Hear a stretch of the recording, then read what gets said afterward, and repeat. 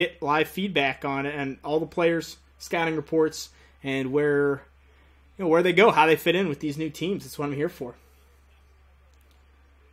See, this is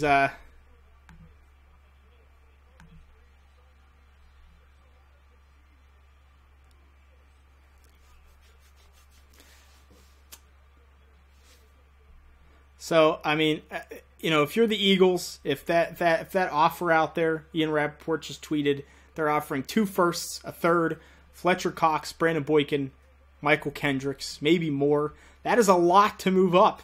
But if you're Tennessee, I understand saying no. I understand saying, look, we don't want to move down that far. We have players that we want that are going to go higher. But that is a lot. I mean, I would take it if I was the Titans. You get a Pro Bowl defensive end in Fletcher Cox. You get a solid nickel corner in Brandon Boykin. I think Michael Kendricks, if healthy, is a starter. So, yeah, I think you get 2 to 3 starters, plus a first-round pick this year, plus a first-round pick next year. So that is it.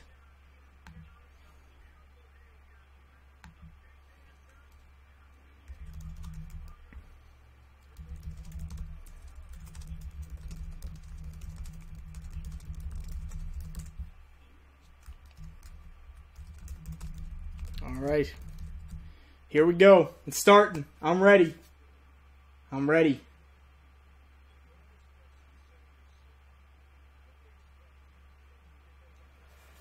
Well, look, for someone to take that deal.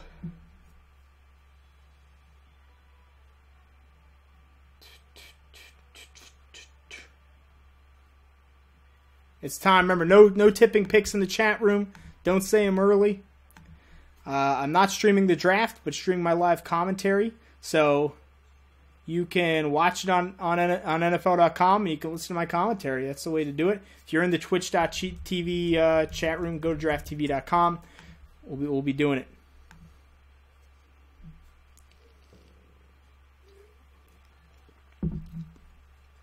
And if you're on Draft TV, make sure you put a username, get in the chat room. We got tons of guests. Click on options, pick your own chat. If you're having a problem with the chat room not being big enough, zoom in on your browser. Oh, don't worry, Mike. I got the beard going. It's looking good.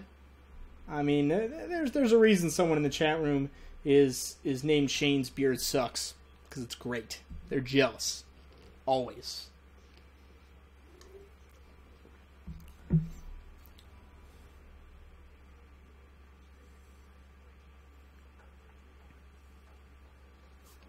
Beautiful. Here we go. It's Christmas Day. We're opening gifts. Let's do it. I can't wait to see Bud Dupree's red suit jacket again. Dante Fowler's shoes. Best part of this draft. Let me tell you.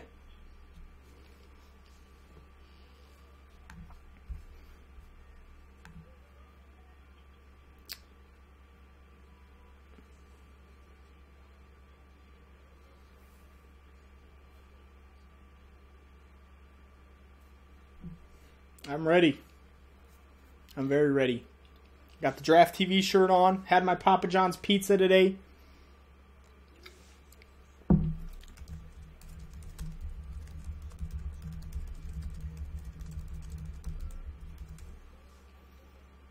Yeah, I mean, Twitter's just tipping picks all over the place. Richard, thanks for tweeting out the link.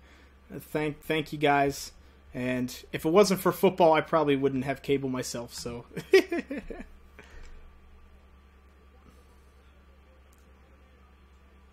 this is a one of a kind shirt. It's all mine. Draft TV, ready to go. I mean, we know the first pick. That's not a mystery. The question is, how long will it take for the Bucks to make it? That's the question.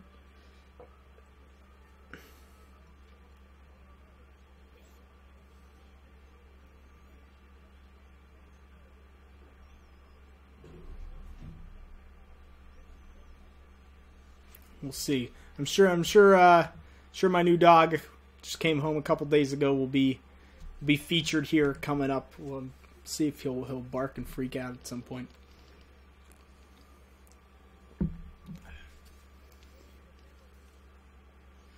I really like Jameis Winston. I'll talk about it when he's picked. But I'm a fan, and I'm really excited about this Buccaneers offense this year. I'll tell you that much. Here we go. Maybe that's another reason I don't go to the draft either. It's because I feel like I'd be one of those guys tipping picks to just try and look good, but actually you just look bad. The draft starts now. It's starting. It's here. We're ready. Thanks everyone for coming in. We're up to 110 viewers. Very exciting. Happy to have everyone here for the 6th annual DraftTV.com stream. Head on over to DraftTV.com if you're not already over there.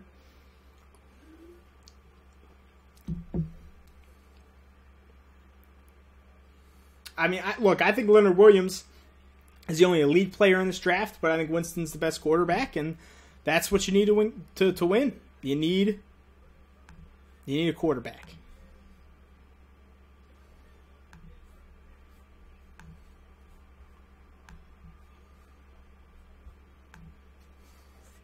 So remember, don't tip picks in the chat room. Apparently, they can't keep the camera still on ESPN. Or my TV's just jumping around.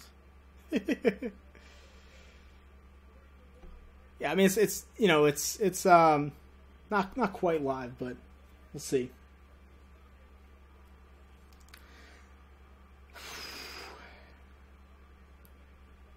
People still booing. Look, Chicago, people are still booing Roger Goodell. It's beautiful. Never gonna change. Let's boo the commissioner.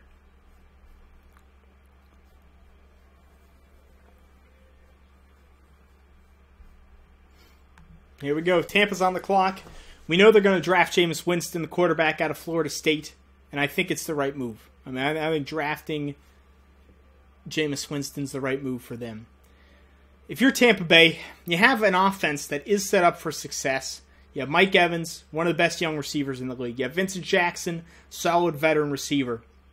Running back-wise, I know Doug Martin's had a rough 2 years, but I still think he's talented, and I like the depth that they have. I think Bobby Rainey's pretty good. Charles Sims they drafted last year could do something.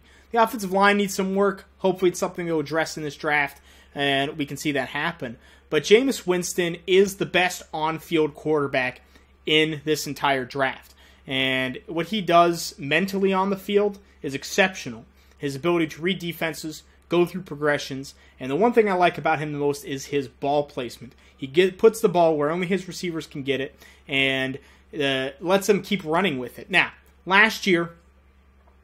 this past season, Winston did throw a lot of interceptions. A lot were on him, a lot were not on him. I think he tried to do too much sometimes, especially early in the game. I think it hurt him, but when he was on, he was really on. And to me, that's what makes Jameis Winston very good. And I think the personnel on Tampa Bay fits. Having two big receivers like Mike Evans, I like Vince Jackson, Austin Seferian-Jenkins, a tight end, didn't even mention, who I really like as a young tight end. I think you put Winston with those guys, they immediately get better, and he can handle it. Now the questions come from those off-field concerns. And that maturity concerns with Jameis Winston. Is he going to be able to handle the NFL rigor? And is he going to do stupid things? Is he going to get caught up in the law? Is he going to steal crab legs? Whatever.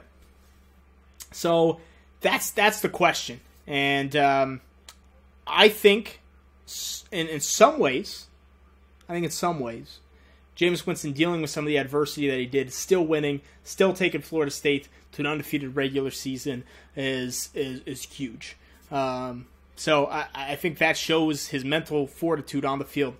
Raves from his teammates, from Jimbo Fisher, from his coaches. Everyone likes him that has been around him. So I think I really think that I think Jameis Winston can be a really good and a franchise NFL quarterback. And it's just if you can talk to him, talk to everyone around him, and feel like you're getting a guy that's going to work hard and going to do the right things off the field, you have to take him number one. You really do.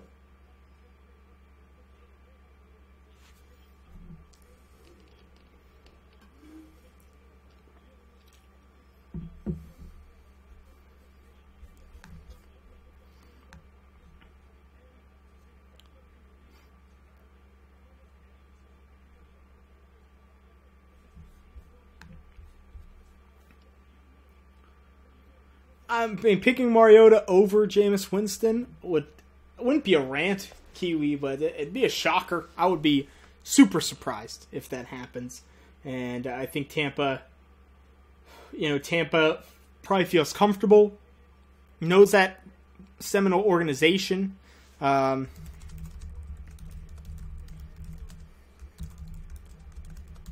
So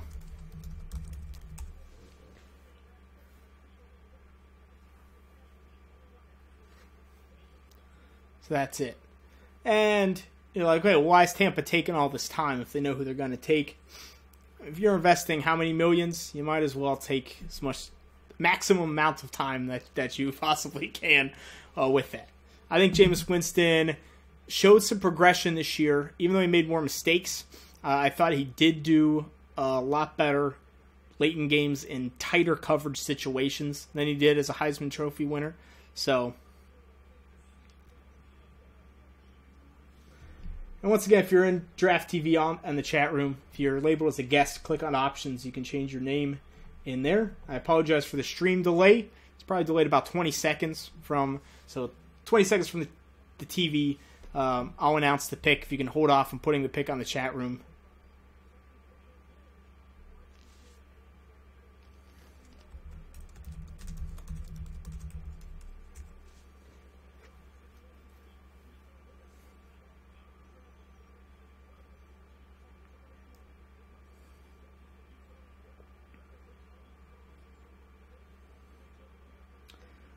Yeah, Caddy's in the chat. He's a Tampa fan. The right side of Tampa's O-line is just really a mess, and you want to get that right. So I could see offensive tackle in the second. I kind of feel like they might just take a guard in the third or fourth and be done with it, and get some guys that they can buy into more there. The other thing I like about Winston is his deep ball is really good. And I feel like my past couple top quarterbacks haven't had a great deep ball. Teddy Bridgewater, that was his flaw. Even Andrew Luck, I don't think that was maybe his flaw too. So Jameis Winston, the pick's in, going to go to the Buccaneers.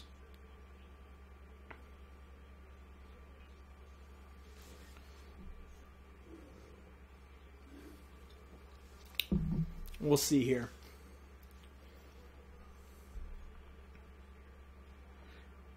Tampa trading into round one for an offensive tackle is very possible.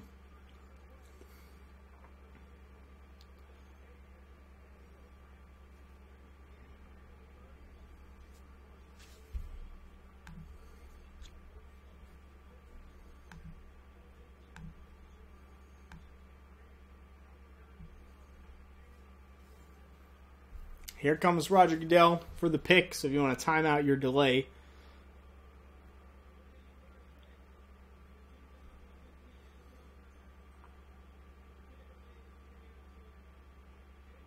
Jameis Winston it is. That's what we've known for how many months now. I think if you're a Tampa Bay Buccaneers fan, you got to be excited. I know Mike Lennon did okay, but Jameis Winston is a legitimate franchise quarterback on the field. If he's right off the field, you're going to be happy with this pick. As I said, I think from a vertical standpoint, him and Mike Evans are going to be phenomenal together. I think his athleticism is great. I compare him to Ben Roethlisberger. I think that's how he plays, where he'll throw that shoulder down. He'll bang you around. He'll knock you around. He's tough to bring down. He's not this straight line runner. He's not Marcus Mariota in terms of athleticism and running ability. But Jameis Winston is a legitimate talent. I think you got to be happy with it. Caddy, I'm interested to see. It seems like you're pretty happy with it. I think Buccaneers fans, you've hopefully talked yourself into the pick by this point, right? But Winston, I even remember watching him on the ESPN show coming out of high school. He did the top high school quarterbacks, and I remember him being super impressive, just talking to the other quarterbacks and leadership wise, charisma all over the place. Could be a good thing, could be a bad thing, but for the most part, that's what you want. And if you're Tampa now, maybe you could trade Mike Lennon and get some picks. Maybe get a pick for him, a late round pick for him, something like that. So Tennessee is on the clock. And man, we'll see what happens. Will the Eagles convince them? Tennessee wants 3 first-round picks, and it sounds like they don't want to move down past to the second half of the first round where the Eagles are. You wonder how easy this would have been if the Eagles would have been just a little bit worse. They probably would have gotten this done. But the offer the offer that Ian Rapoport put out there was 2 first-rounders this year and next year, second-rounder. Or third rounder, excuse me, not a second. 2 firsts, a third. Fletcher Cox, the defensive end Pro Bowler. Michael Kendricks, the inside linebacker, who is very good but injury prone. Brandon Boykin, their nickelback. And honestly, I don't think Titans are going to do it. If they haven't done it yet, I don't think they're going to trade number 2 right here. I think we start looking at that. And I think if the Titans don't trade number 2, they will take Marcus Mariota. If you're Tennessee, how much of a chance do you get to take another potential franchise quarterback? You wonder how much they like Marcus Mariota, right? Because why are you going to thinking about trading this pick and trying to drum up interest if you like him? But you can take him now. If you want to stick it to the Eagles and make him pay more, then maybe you can try that later. It's not out of the question to trade a player after you've drafted him. It's rare, but it sounds like it's going to be the Titans' pick to take. I really feel like so.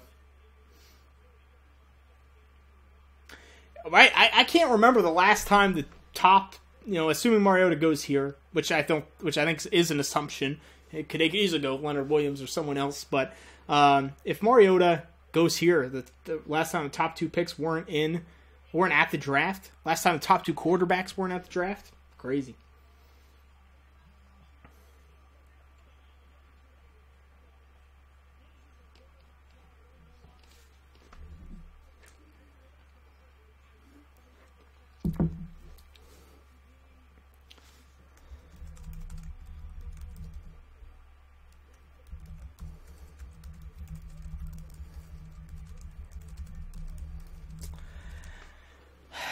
The other possibilities are Leonard Williams or a pass rusher. I think Leonard Williams is the one elite player in this draft. I really do.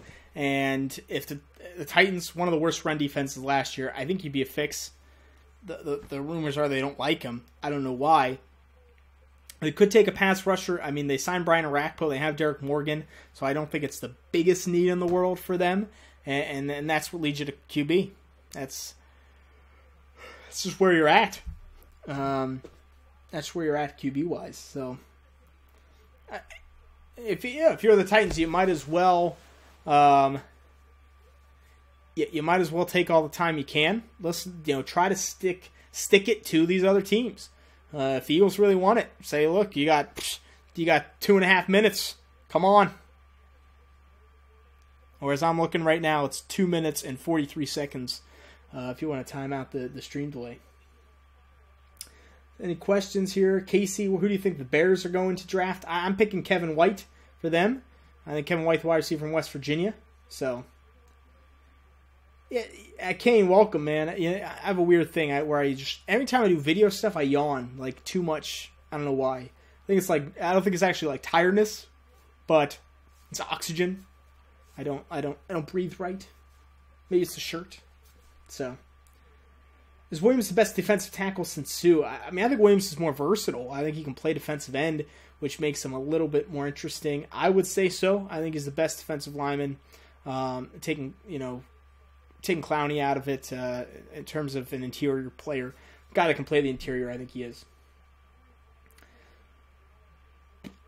No, I think the Steelers, I'm still looking at Kevin Johnson, Marcus Peters, etc.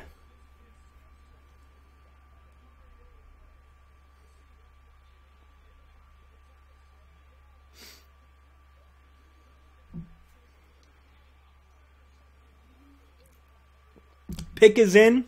The Titans are making the pick. And we're going to find out what it is pretty darn soon here.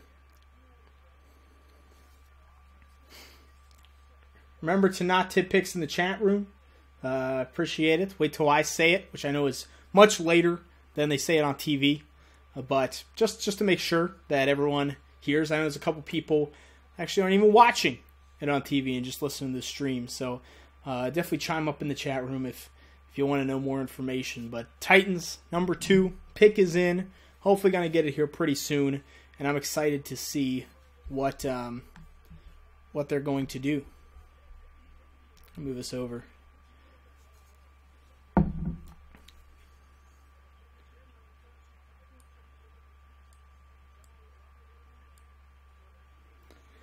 And it differs, Jake. The stream delay differs per your computer, etc. But yeah, about 15 to 25 seconds, which sucks. It's the one downside of using Twitch. Justin was a little faster with that. But what are you gonna do? I'll do my best to say it as quick as possible. But I would look on Twitter for tip picks and announce it early, but that doesn't seem to work out.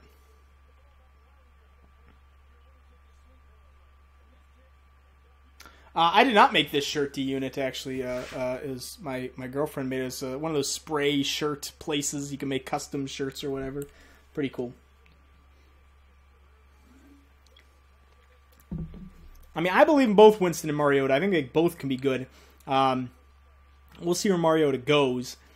I think if Mariota goes to Tennessee, I think I'd believe in Winston a little bit more. I like what Tampa Bay is doing a little bit more than Tennessee. And Ken Whisenhunt, as good as he was as coordinator, just head coach-wise, can he develop a young quarterback? It's going to be the interesting piece here.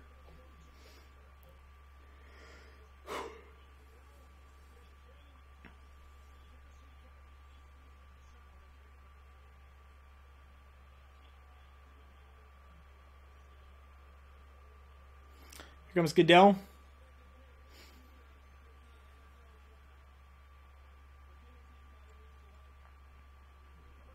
Titans take Marcus Mariota. There it is. They take the quarterback. They take Mariota instead of making that trade. You wonder, could this be a potential trade down the line in this draft if maybe try to stick it to the Eagles here over the next couple hours, see what will happen. But Mariota is an interesting fit for Tennessee, and I don't think Tennessee is as far off personnel-wise as we might think. They have some good offensive line personnel that did not play very well last year together. Wide receiver-wise, I think Kendall Wright is very good. I think Justin Hunter, you got to hope he can develop. Harry Douglas in the slot is underrated. Bishop Sankey, you got to hope that he gets better. I think there's a lot of hope in Tennessee that things will improve with the personnel they have. Now you have a quarterback in there. Zach Mettenberger had his ups and downs last year, but Mariota definitely has the talent to supersede what Zach Mettenberger can do. You want to talk about opposites in terms of pocket presence and sidestepping pass rush and athleticism. You don't get much different than that. My big issue with Marcus Mariota, and I have him as one of the top players in this draft, because I think he has a very good arm. I think his zip is excellent, especially in that short to intermediate range. And he's another one. Pretty good ball placement on shorter routes. I don't like him outside the hash marks. I think there's some passes that are really good and some passes that are really bad. I think when pressure gets to him, which is not always consistent, he doesn't handle it well. If he wants to sit in there and throw, he has problems with it. And I think that could be a problem in the NFL. Progression, not something he was asked to do a ton of at Oregon. Going to that second or third read is very rare. And taking snaps from under center. I mean, what about that footwork? That's a big question I have. I think there's question marks with him. But if you think he can do it, if you think he has the intelligence, and if you can teach him, he has the tools to be an awesome quarterback. So we're going to be comparing him and Jameis Winston for years to come. I think the weapons that he has in Tennessee could be effective. Delaney Walker as well, tight end, is a very good player who had a great year last year and was a real nice bailout option. Both these quarterbacks could be really good. I still kind of prefer Winston in Tampa Bay to Mariota in Tennessee. But Mariota, you better build the system around him, not put him in the system. And that's the question. Can Whisenhunt and company build their system, change their system around Marcus Mariota? If they can't, then I feel comfortable saying he will succeed. I think it's beyond his control, to be honest with you. But that's kind of where I stand with it. All right, Jacksonville on the clock. Scott Wright coming on in the chat room. So remember, don't tip picks in the chat room because Scott will get mad. He will punch you. Don't even fake tipping picks in the chat room because we don't know what's real and what's fake. I'll boot you. So Jaguars pick is in. They're not making a trade. I'm thinking lots of possibilities here. They could take Dante Fowler, defensive end linebacker from Florida. They could take Vic Beasley. Both those guys would fit the Leo position.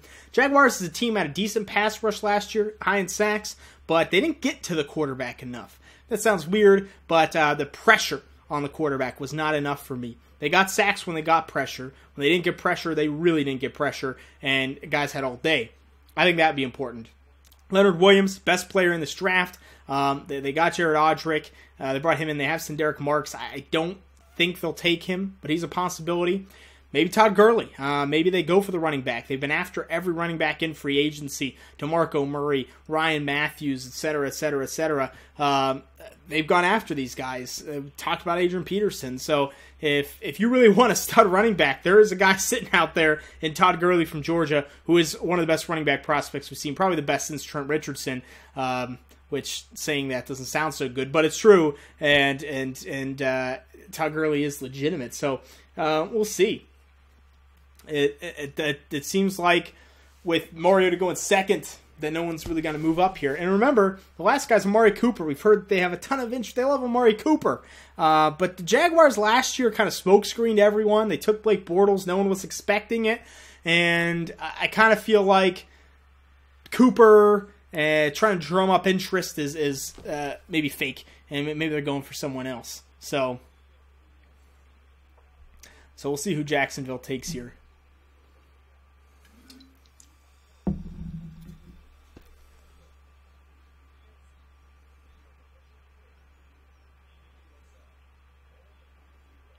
So if I'm making a bet, I'm taking Dante Fowler. Woodrow's, I don't know where Woodrow is. He's laying down somewhere over there.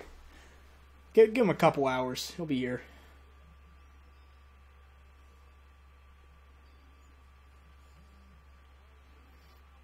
See any questions from the chat room?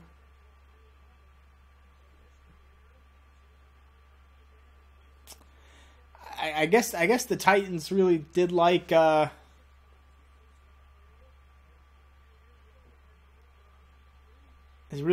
Marcus Mariota enough to reject the Eagles' offer. So I'm going Dante Fowler. That's my guess for the Jaguars pick. I think Amari Cooper I just don't think it's real.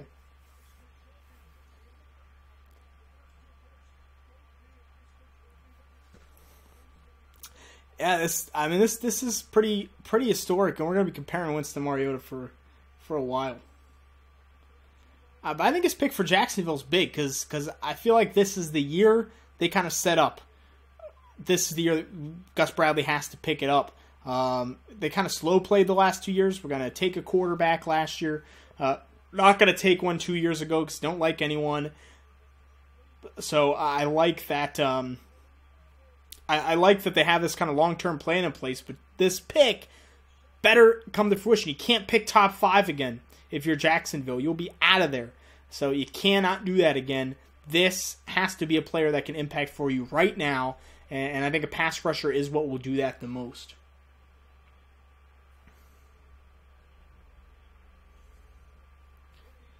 Here's the Jaguars pick, Goodell.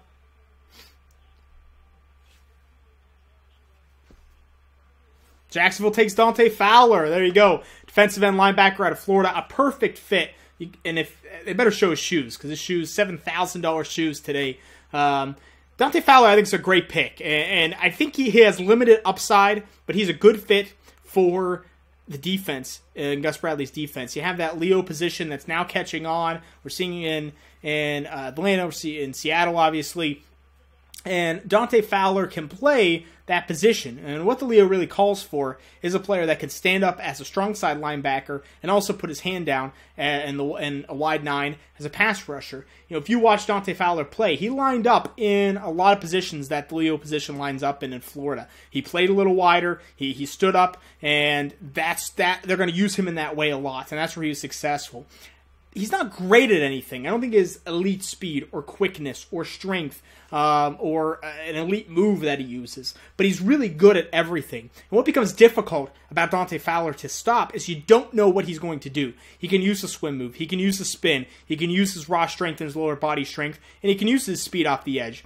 So depending on who you are, he mixes it up. That's why he was so tough to stop. Now in the NFL, that can be dangerous because if teams can figure you out and figure out what you're going to do, and you don't have the athleticism necessarily to compete with that, then you can have problems. But Dante Fowler, mentally, I think he's really good from what I've seen and what I've evaluated. I think that he understands how to beat offensive tackles and get into the backfield as a pass rusher, and he holds up against the run decently.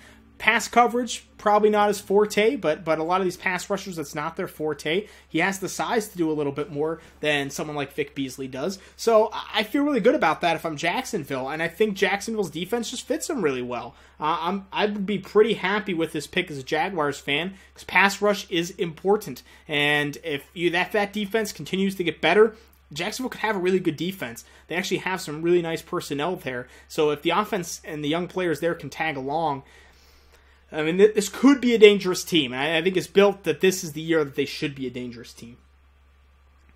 So Oakland is on the clock. Their pick is in. I think they really have a choice between two or three guys. A wide receiver. I would say Amari Cooper. I don't think they're going to take Kevin White, but possibility for sure. So, or Leonard Williams. Elite defensive line prospect, definitely a big need.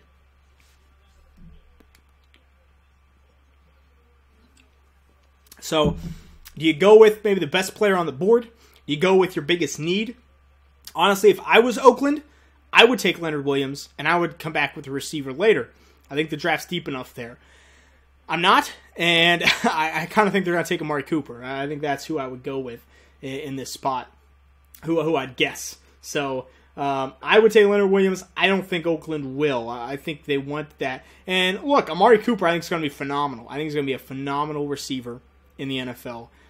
But we will see if, we'll see if you, do you want to take that? Maybe a little more of a sure thing. But I think just Leonard Williams can impact your defense, your pass rush, and your run defense so much. He could 2-gap, he could 3-tech, he could 5-tech. You could use a hybrid defensive scheme if you wanted.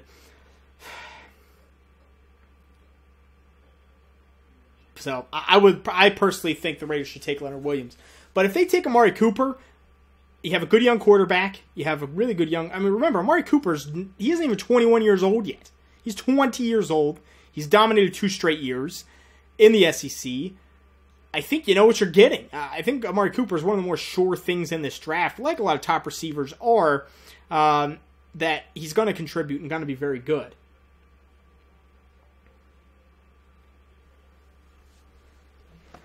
Oh, Daddy Shelton, don't remind me of DJ Hayden. That pick was nuts. That pick was crazy for the Rays. They traded down, took DJ Hayden with that injury, and he maybe someone can correct me if I'm wrong, but I don't think he's played very well either.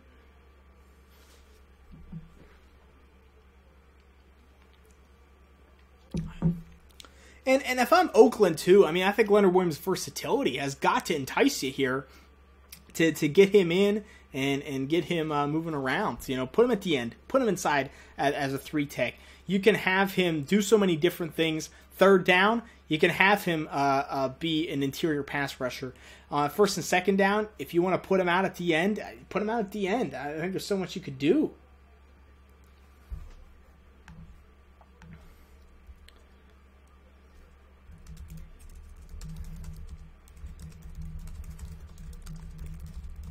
Tweet this out, and I appreciate everyone coming in as always. We're up over 140 people watching the stream. Awesome. I'll be doing live commentary today, tomorrow, and Saturday, every single day, every single pick. So be sure to keep tuning in at drafttv.com. I appreciate everyone who's tweeted out or retweeted the link. Much appreciated, and keep doing it if you like what you see. Get people over here. Let's have some fun. So I'm going to tweet this out real quick while we wait for the Raiders pick. If you have questions, put them in the chat. I'll look. Usually this kind of dead period before the pick comes in, I'll try to look and answer some questions.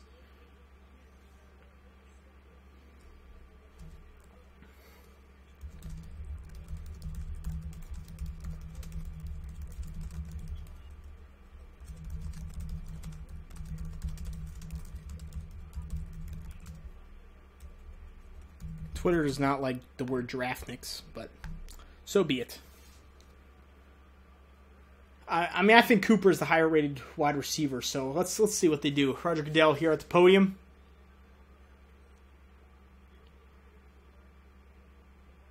Amari Cooper going to Oakland. There you go. They do go with the wide receiver. Amari Cooper, I think, is a phenomenal player. You know, I know that to me, maybe one of Leonard Williams, that he would be the better pick.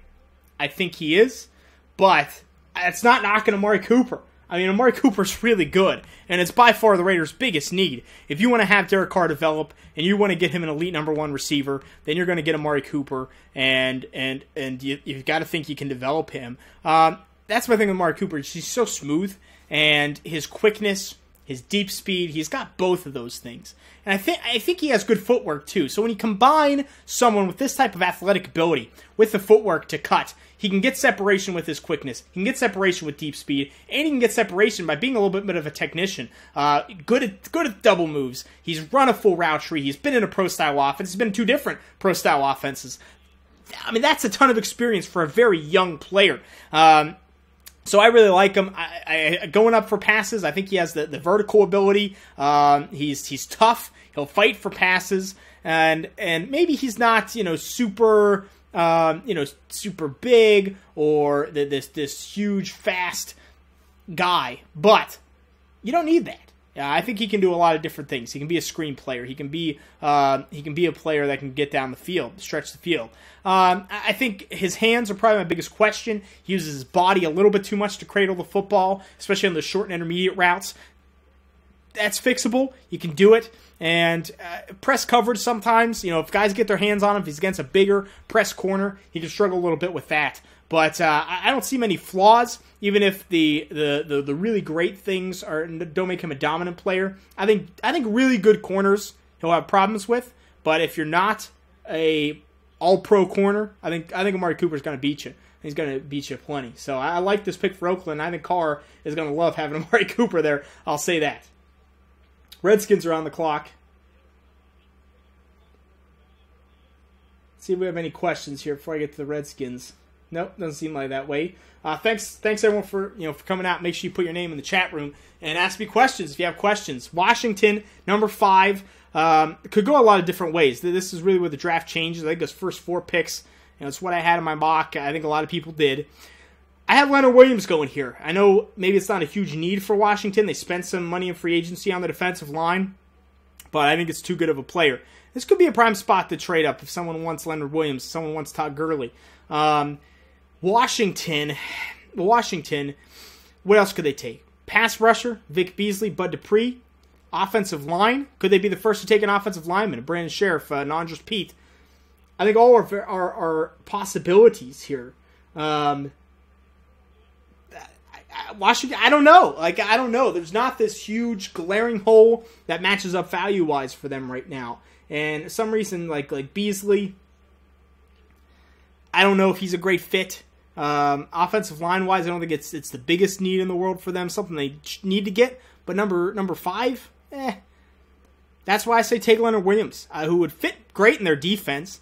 And maybe have some veteran players there already, but Williams will find a way. He can play the 5 technique. You can put him even at nose tackle every once in a while on pass downs and maybe on third down, and have him kind of get a push up the middle. So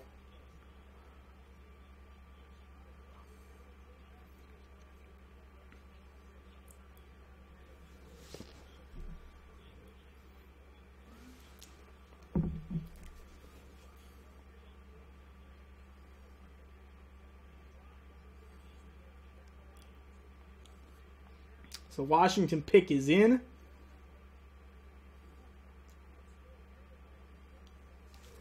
I'm really interested to see. What do you guys think they're gonna take?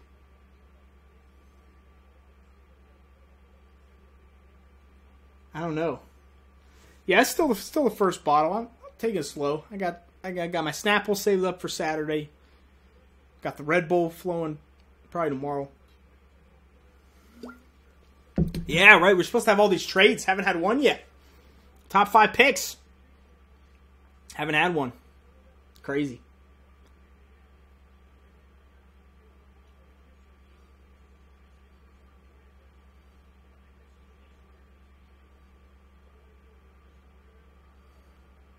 Roger Goodell to the podium.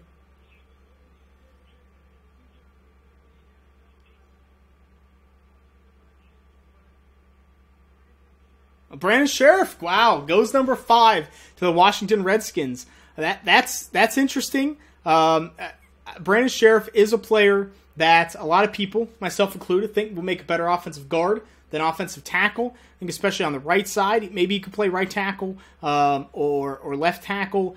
I just wonder if he has that athletic ability to handle speed rushers on the outside. So you put him inside, you get a dominating presence, you get someone that can pull, and that is what Washington needs. Now, taking that at number 5, we asked this last year. We saw Zach Martin for Dallas. We saw Joe Bitonio for Cleveland have such an impact on their offensive lines. Then Brandon Sheriff, is he going to have that impact for the Washington Redskins? Are they going to go with Alfred Morris banging it up the middle? I mean, that is something that could definitely happen. But I'm surprised he went this high. He's a great plug and play. Put him in as a starter. I think you're going to be happy. He uses his hands really well. He has good technique. He's squared up, and he's strong. He's got the lower body strength, the upper body strength to do it.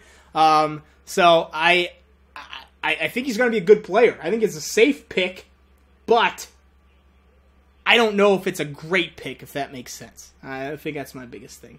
So I'm pretty surprised that he went that highly. Now, I know before the season, he was definitely viewed as his top 5 pick, and I don't think he had a bad year necessarily for Iowa, but I think that question just became, how high do you take a potential interior lineman? And I'm going to be watching to see where Washington plays him, because if they think he can be a left tackle, then I'm all for this pick. I don't know if that's the case, but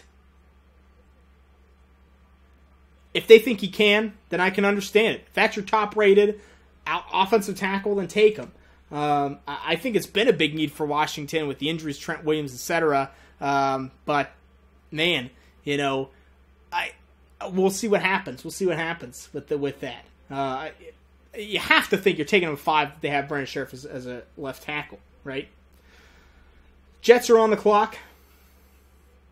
Here we go. We're not in New York, so we can't boo this pick. But Leonard Williams is sitting out there. That's the biggest strength for the New York Jets right now, is their defensive line.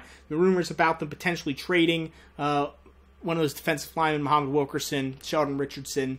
If they get Leonard Williams, now he's sitting there. So this could be a place to try and trade down. Maybe if someone wants Leonard Williams, wants to go up and get him, take it.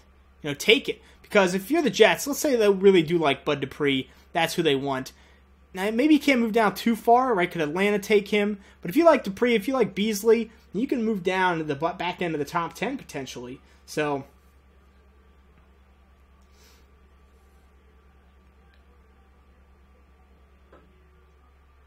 I mean, Trent Williams has dealt with a lot of injuries, Daddy Shelton. So I think you kind of groom him up. It could be a situation where, boom, you put Brandon Sheriff at right tackle. When Trent Williams is, if he gets hurt, then you can move Sheriff over. Kind of like we saw Kansas City do, we saw Jacksonville do. It seems like a lot of teams have had to do that. Nope, this is where I've been the last 4 years. Fish. That's where I've been. I think if you're the Jets, you definitely try to see if anyone wants to trade up. I don't know if anyone will, but overall, I think it's been a pretty solid draft so far. I don't think we knew what the Redskins were going to do. I really don't think we knew.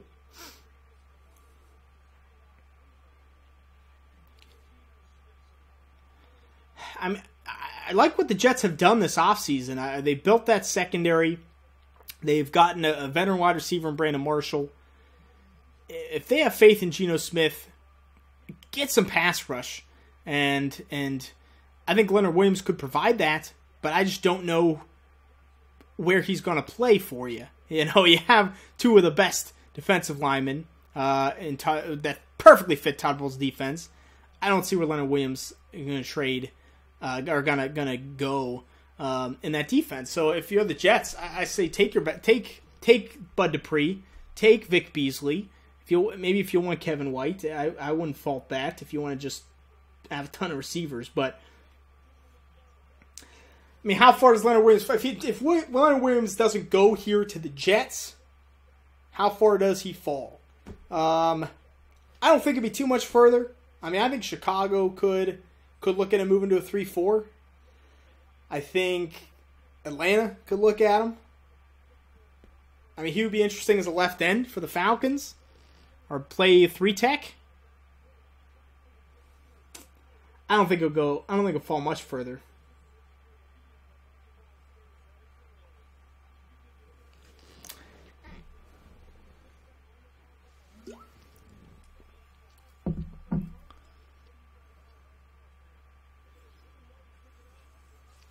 Yeah, no trades yet. Jets taking all their time, which might as well, right? I mean, you have the time. You might as well take all the time. If you're talking to a team about a trade, then do it.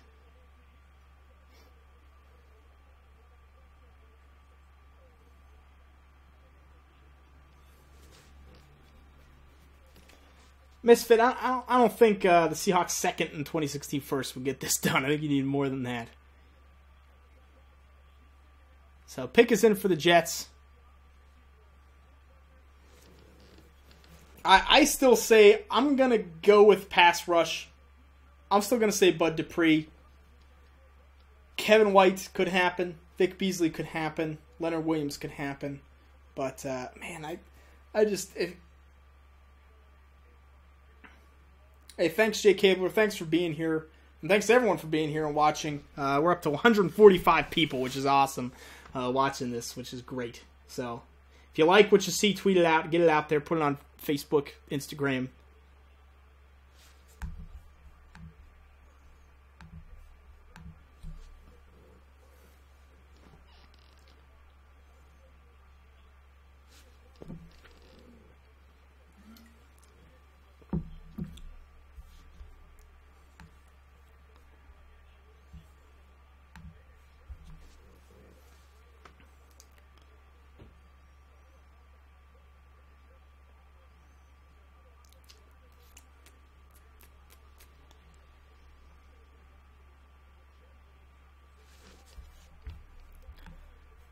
Waiting for this Jets pick. I'm ready.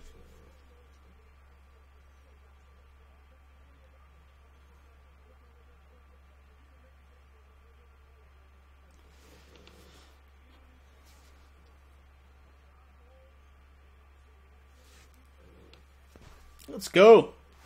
Time's been up. I'm ready for this thing.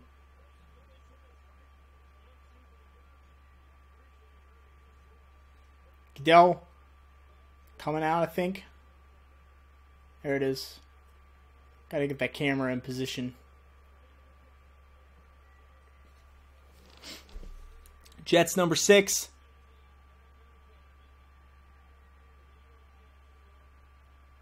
Wow, so the Jets take Leonard Williams. They say, we're going value. We are not messing around. I mean, the last time I bashed the Jets for taking a really good player that didn't quite fit maybe a need was Sheldon Richardson, and I was wrong. So I'm not going to bash this because I think Leonard Williams is the one elite player in this draft. And if you're the Jets, you can't pass up elite players. And look, would I have gone this way? Maybe not. I'm sure they were talking trade to potentially move down. And if you don't get it, take the best player. I mean, take the best player. And the Jets, you're picking 6th. You haven't been a good franchise in how long? Take the best player and find places to play him. Now, you wonder, do they maybe trade Muhammad Wilkerson? Could they use that as leverage, maybe get another first-round pick or get a future pick? I think it's possible. And if you can do that, then I'll applaud this even more. But I think the value's very good. I think the player's great, and he's got to make an impact. Now, if you're the Jets, you're still missing out on some key positions you're going to have to address. So I think their best bet is to keep talking trade, and maybe try to trade Muhammad Wilkerson for a pick today or tomorrow and see what you can do. I like it, though. I mean, Leonard Williams will be a great fit for Bulls. He's got 3 great defensive ends. They'll never be tired if they all stay there. So we'll end up. So we'll see what happens with Wilkerson and with Leonard Williams. But why is Leonard Williams an elite player in this draft? It kind of becomes the question, because I know there's been some bashing of him. There's kind of been some bashing of him, and potentially, he's not as good as everyone's saying that he is. He has flaws. Yeah, everyone has flaws. But what Leonard Williams can do for you is equal pass rush and play the run. He does both super well. His upper and lower body strength are great, and he has a really good first step in anticipation. I think he's a high football IQ. He's super explosive. He gets to that top speed quick, and he can come after you. He'll knock you on the ground with his strength. He'll spin around you. He'll bull rush you. He's got a lot of different pieces in his repertoire along with that physical ability, and that's just tough to do. Sometimes he tries to maul a little bit too much, plays a little high, and can get knocked over or get pushed around against better people. I do think, like I said, I think he has a good football IQ of how to rush the passer. I think sometimes gap playing against the run, he can struggle a little bit, and being able to read an offense, sometimes he'll go kind of full bore with what he wants to do. But man, it's nitpick stuff for Leonard Williams. That's how good he is. Chicago, number 7 on the clock. Their pick is in. Chicago moving to a 3-4 defense, but they did trade away Brandon Marshall. Super thin after Alshon Jeffrey. And I honestly think if you're the Bears, Marcus Wilson is not a number 2. You need a true number 2 receiver. I think Kevin White is going to be the pick here. Where else could they go? I mean, they could add pass rush. You have Vic Beasley and Bud Dupree, both fit the 3-4, sitting there. You could go with the nose tackle, Danny Shelton.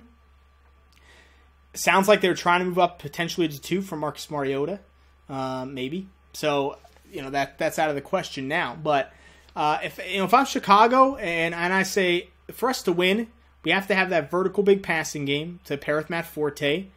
I would really consider Kevin White. I think Kevin White is intriguing with Jay Cutler. I think Jay Cutler and him could work really well together. Jay Cutler makes bonehead mistakes and has bad games, but when he's on, I think him and Kevin White can be a dominant force, and I think they're really tough to stop. I think they would be really tough to stop. So.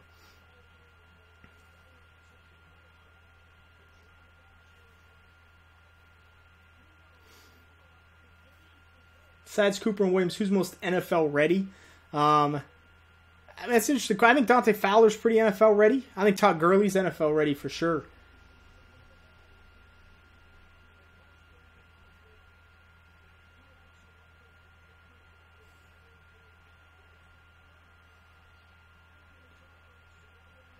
I don't know who the last round 1 receiver the Bears took was, but that was the argument when Dallas took Tyron Smith. Who was the last offensive tackle they took? Things change. Obviously, the people that are at the top change. So, I don't know.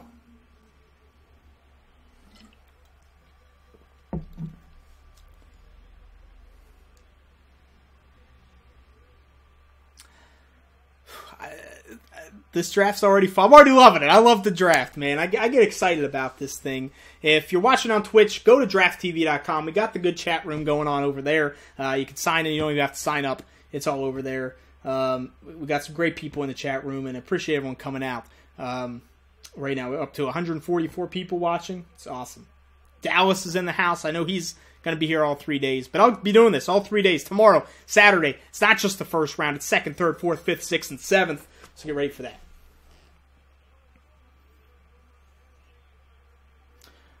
Here comes Roger Goodell to the podium, number 7.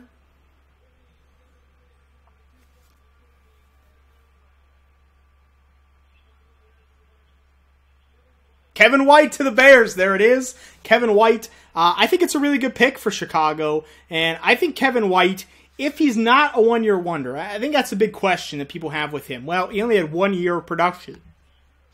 Being near West Virginia, I can tell you that the team was high on him before, that he just needed that technique work, learning the playbook. Those are going to be the questions. Can he mentally handle the NFL?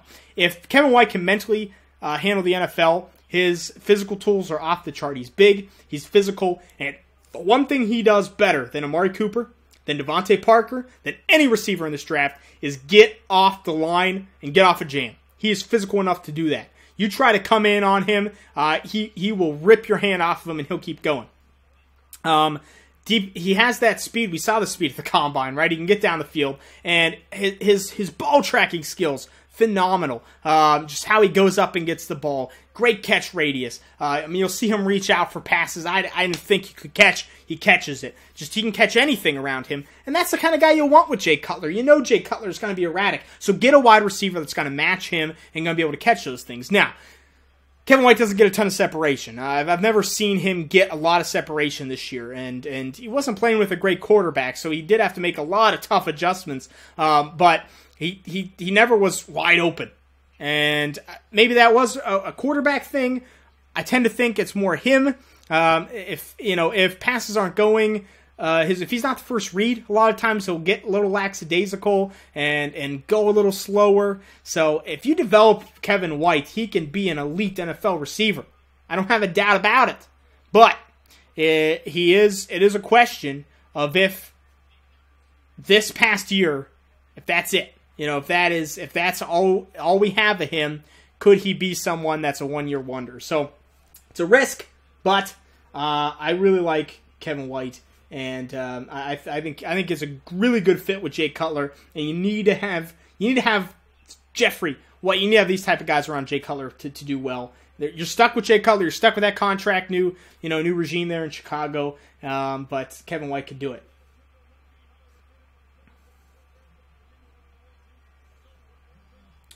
Welcome, Spanky, Dallas, etc. Glad to see you guys here. Atlanta on the clock at number 8. Still no trades in round 1, right? Where all the trades, that's what everyone said was going to happen. Then no trades are going to happen. Try to predict those trades in your mock draft. That's it. Atlanta. Who do they pick here? I think you got some possibilities. Pass rush. Vic Beasley will be my guess, if anyone, for them. Could be Bud Dupree. Offensive line, let's not forget. Offensive linemen.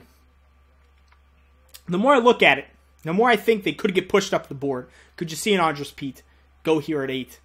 Maybe a little bit of a surprise, but possibility. Todd Gurley, right? There's some talk about multiple top 10 teams being interested in Todd Gurley. Could Atlanta take Todd Gurley here and really have a great running back? We'll see. Personally, I'm betting on Vic Beasley, I think if you're Atlanta, you're going to run that Jacksonville, that Seattle defense. Play Vic Beasley in that kind of Bruce Irvin role that we saw him play in Seattle. Especially his first year, where you had his hand on the ground a little bit. What Vic Beasley's good at is that anticipation. I think that's what Atlanta needs. And also, if you look at Atlanta's defense, look at the type of pass rushers or defensive ends that they have. They have big guys. They have long guys. They have Tyson Jackson. They have Croy Bierman. They have Malachi Goodman, right? They have Adrian Claiborne. They don't have that small speed rusher, and that is the type of player that I think they could really use. That would be a different element to their team. So, let's see if we have any questions here.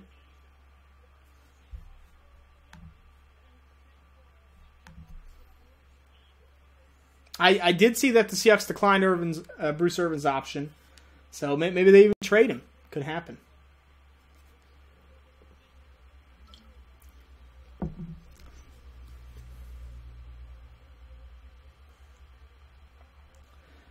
What are the Dolphins' needs? Casey asks. A running back, receiver. They could probably use another corner, linebacker. I think the Dolphins have some needs for sure. But I think those offensive weapons, man. If you're the Dolphins, beef that up. If you're the Falcons, beef up that defense. That's what's been troubling them. They have the offense.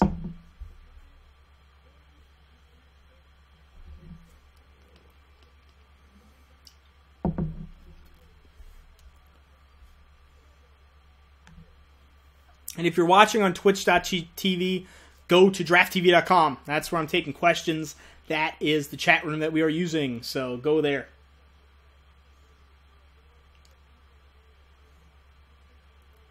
I did get Papa John's. I learned last year not to order it right before the draft because I never eat it on stream. But I had some before the draft. Papa John's just tweeted me about it, so they were down. They were down. Scherf would have been a real possibility for Atlanta had he not been taken. But with him gone, I think you got to look to that defensive side of the ball. Halsey's in the chat. We had him on the podcast. He wants Todd Gurley here, I know. Could he be happy at the end of this? I'm not looking at Twitter. I don't want to know. Oh, man. It sucks. Like, I want to look at Twitter, but...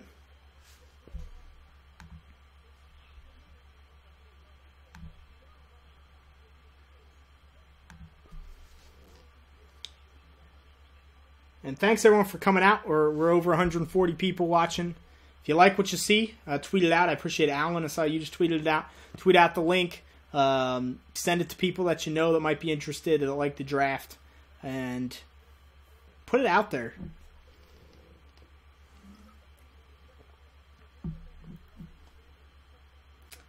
WMD, I don't think there is a chance that Gurley's not the number one running back. There's always a chance, but I would bet again. I'd be flabbergasted if Gordon goes above Gurley.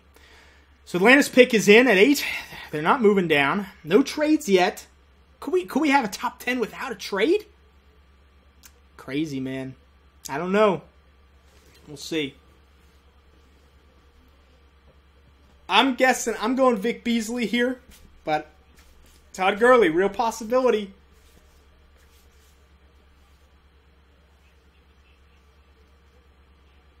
Maybe Bud Dupree. I mean, we worked this out. Draft Countdown podcast, we traded down, but Roger Goodell at the podium.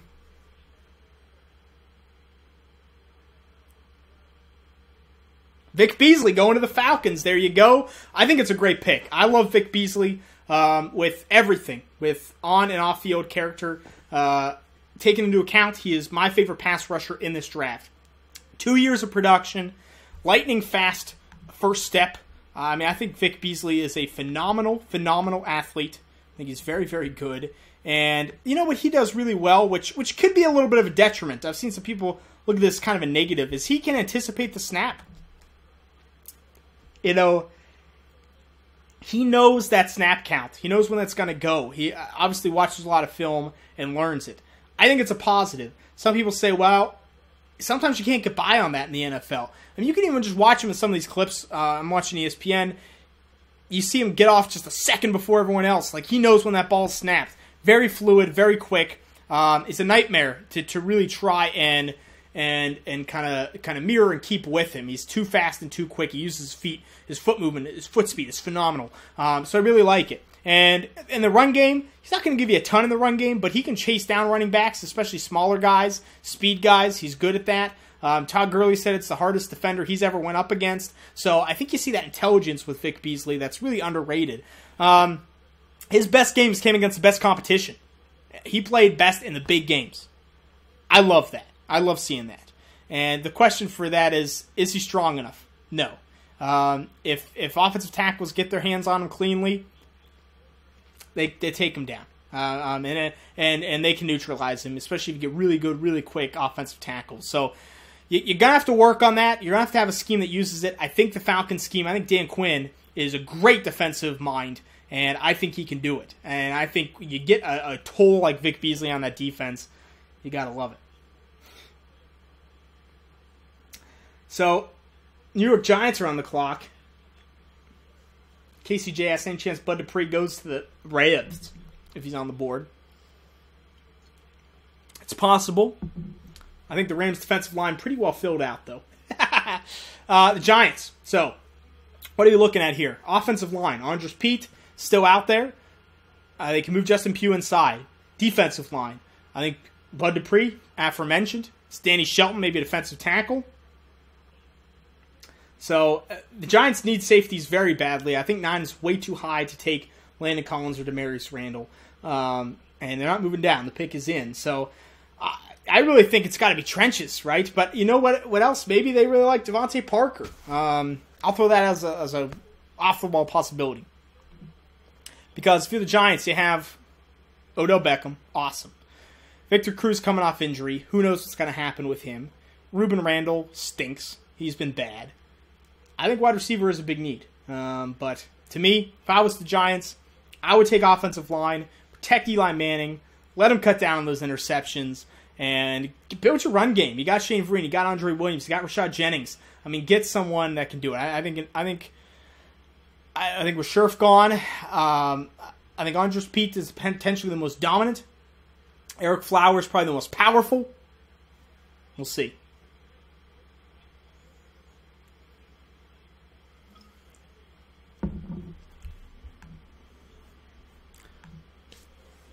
Thanks, Spanky, for the link in the Twitch chat room.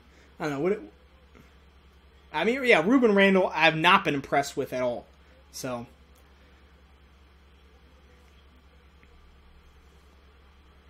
yeah, the Rams pick will be interesting. We're not quite there yet, but I think that's going to be a fun one to talk about for sure. Why did the Jets pick Leonard Williams? Experto, my favorite weatherman right there. Leonard Williams is the best player in this draft. That's it. Halsey, how disappointed are you, Halsey, in the Falcons pick? I do want to hear. I like it. I like Vic Beasley. I really do. I think he has a lot of upside, man. So, Pete, welcome.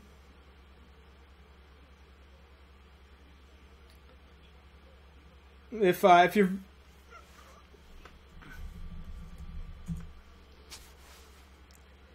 Trey Waynes, good call, Misfit. Trey Waynes could be in play here at number 9 for the Giants. I think we have some corners coming up contract wise.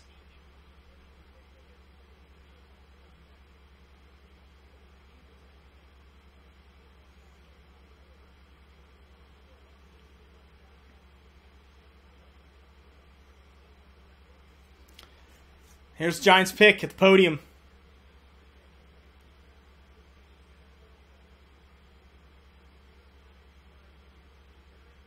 Eric Flowers to the Giants. Eric Flowers, offensive tackle from Miami, goes to the Giants at number 9. So I think I had Andres Pico in here. They go with Flowers. Now, Flowers is a dominant run player. Right tackle, he'll maul you. Really good at that. He has some bad games in terms of playing against really good pass rushers, and that's kind of his downfall. But if you're the Giants, if you're looking at moving towards a run game, he is a physical athlete, and he physically looks the part. He's got the upper body strength. Power scheme, he's going to maul you over. I think he is an ideal right tackle. So I really like it, and I think it might be a little bit high for me if you're going to ask him to pass protect, etc. But Eric Flowers is a pretty solid pick for what the Giants need. I think it fills a hole for them. Fills a big hole for them. And Eric Flowers has some dominating performances. I'll say that. With the way that he can just go at you. He has a nasty demeanor.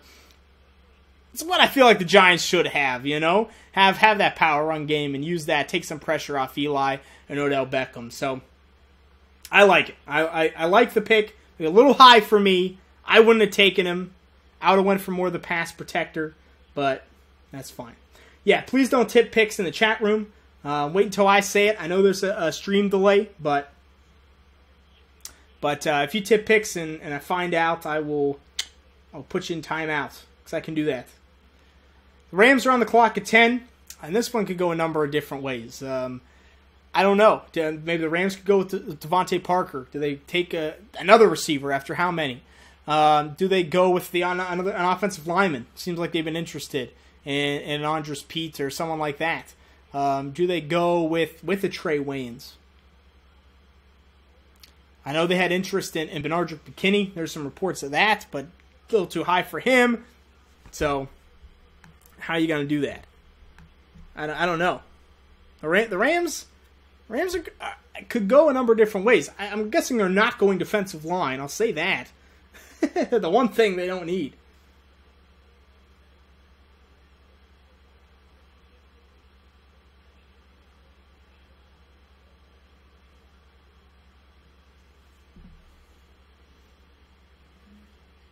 I mean, if Nick Foles can be good, I think he's better than Sam Bradford. If he can be really good for the Rams. They have potential dominant defense. Trey Mason, I thought, played well enough last year, and I think the offensive line has some potential. So.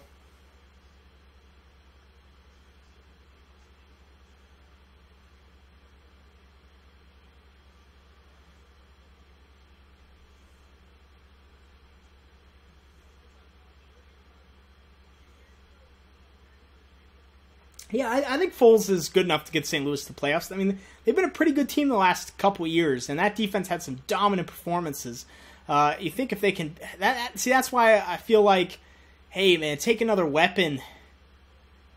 Just help make Foles successful, you know?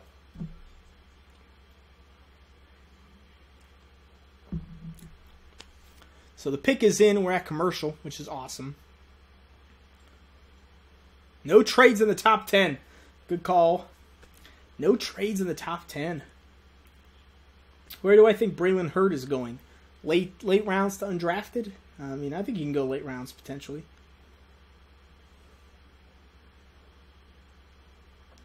I mean, if the Rams take another pass rusher, I don't even know where they're going to play the guy, for gosh sakes. Quinn and Long and Aaron Donald was awesome last year. The rumors today were Michael Brockers, people are calling about him.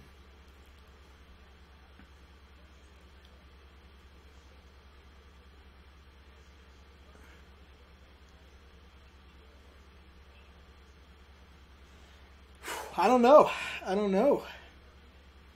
I think St. Louis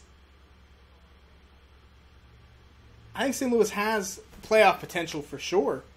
And it's just about if Nick Foles is good enough to maybe even be a Super Bowl contender. I don't think it's stretching it with the defense they have. And if Brian Quick keeps on that development before he got hurt, he was playing really well. And Trey Mason continues on that development. Greg Robinson. So many young players on the Rams. I mean, I think Bud Dupree's got to go pretty soon.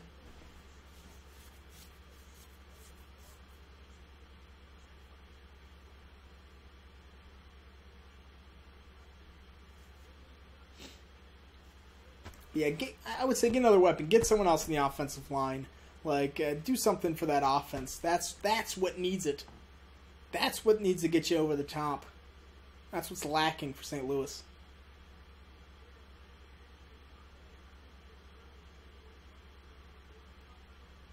I mean, I think even Devontae Parker would be a really interesting pick for them. You can have potential number one receiver.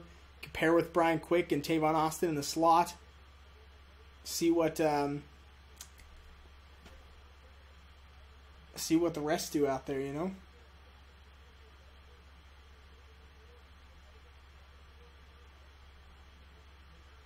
Yeah, I mean, showing the draft on the stream would be illegal.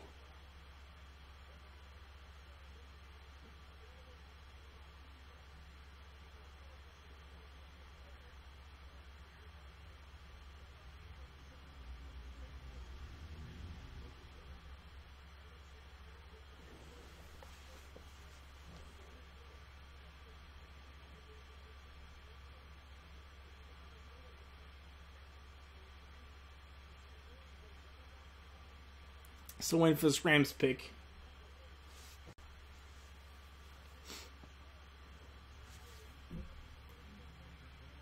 CJ Schneider is here. Here we go.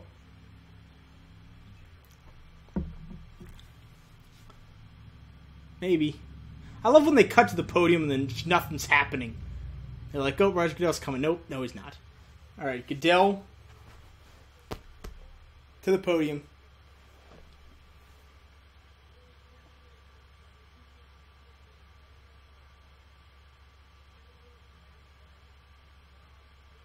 Todd Gurley to the Rams. Wow. There you go. Todd Gurley does go in the top 10 to St. Louis. Look, would I pick a running back in the top 10 of a draft? No. Would I pick a running back in the first round of a draft? Probably not. But this is what the Rams kind of need, right? If you're saying, all right, trade away Sam Bradford, bring in Nick Foles, not an elite quarterback. We got Greg Robinson, dominant run blocker last year. we need to take some pressure. Let's get Todd Gurley. Let's get the best running back to come out here in a while in Todd Gurley. I like it. I think he is, I mean, I think he could be a really good player and a really good fit for them. I think it's a little rich for my blood. I just, a guy with a knee injury and at the running back position, you have Trey Mason. Do you have Gurley? I mean, he's dominant. He is downright dominant, and he's such a phenomenal player on the field that you watch him, and I think you marvel at what he does. And it's not just 1 year, multiple years. But the lower leg injuries, he had the knee, he had the ankle the year before. But, I mean, his balance is great. Just the way he uses his feet. Takes hits, keeps going. Vision, very solid. And you see him, he can power through guys. He can use his feet and kind of slip around guys. So, he's also a good pass blocker. He can catch the football. I mean, he does everything so well. I think the one thing is sometimes he can get a little too cute and go for the big play and hesitate for the line of scrimmage. But if he stays healthy, man, gonna be a phenomenal running back, in my opinion. So I can't knock the pick. I really can't, because I like what we could see from the Rams. I mean, we could see a run-based offense. You play ball control with that defense.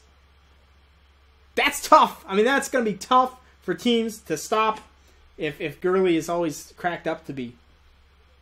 Minnesota on the clock, number 11. So, Minnesota has some choices here.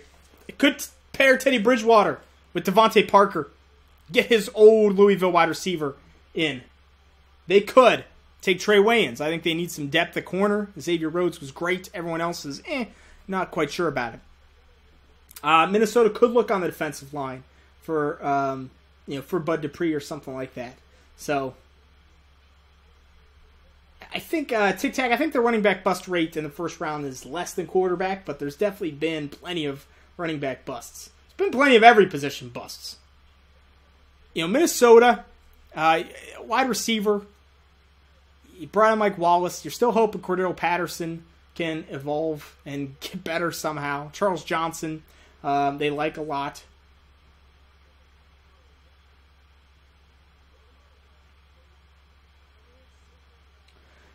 Nathan, I agree. I think Gurley is a big risk at 10. Absolutely. It's all about that health. But if the knee checks out, if you think there's no higher risk of injury before or after, then that's it. And look, from a fantasy perspective, I don't think Gurley could go anywhere better. You have Jeff Fisher, who's been great with running backs and running the football. He's going to be the guy. I don't know if Scott Porkfried Rice is still here, but I have the 1-1 rookie pick in a league we're in. Scott, I'm taking Todd Gurley. I'm taking him. It's over.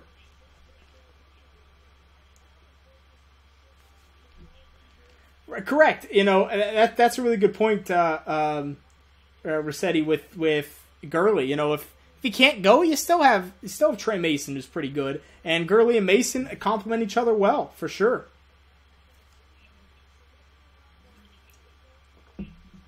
So Minnesota's pick is in. I'm going Trey Wayans here. I don't know if they take Devontae Parker. I tend to think they don't take a receiver. I'm feeling defense.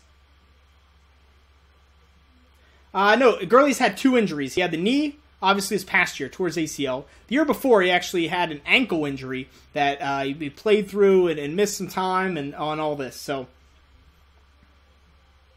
Gurley's definitely had lower leg injuries, let's say that.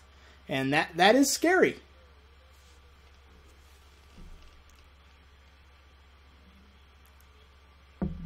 No trades through 11 picks.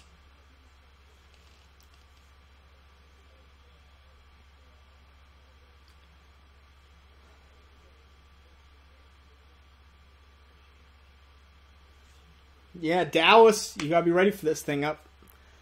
I think I gotta sneeze. Bless me. Thank you. Yeah, well, Trey Mason's fantasy value has plummeted a lot, at least for the foreseeable future.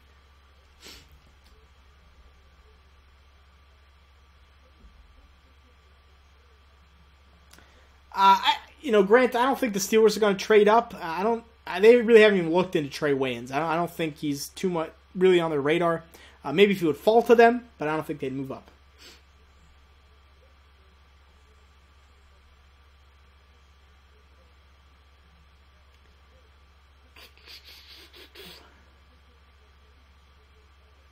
I thought the dog was going to come over, but he opted not to. So I was going to show him off. Vikings, pick is in. Said I think I'm going. I think I'm guessing on. Oh, here we go. No more guesses. Roger Goodell to the podium.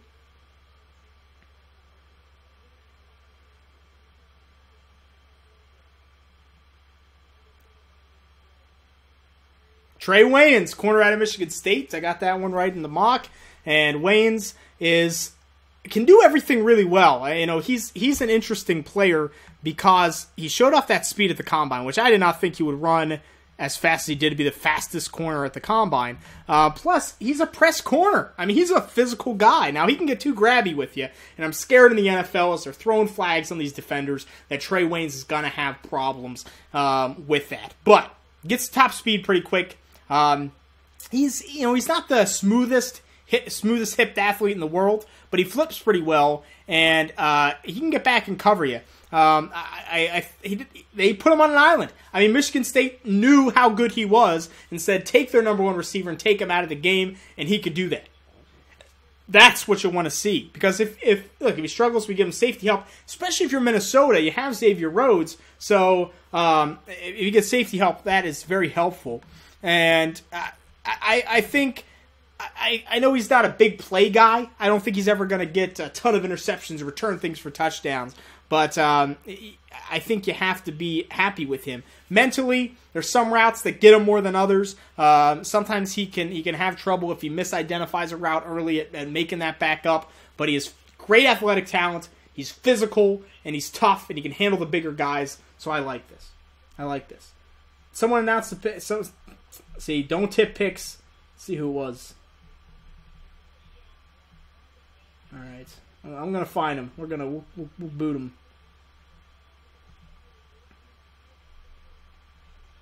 All right, here we go. Boop, boop, boop.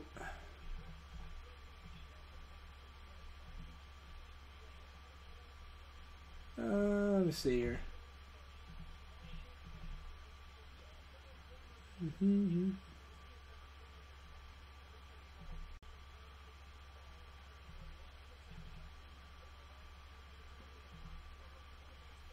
I don't know, there's supposed to be a way I can kick people. I can't seem to figure it out. Probably not too helpful.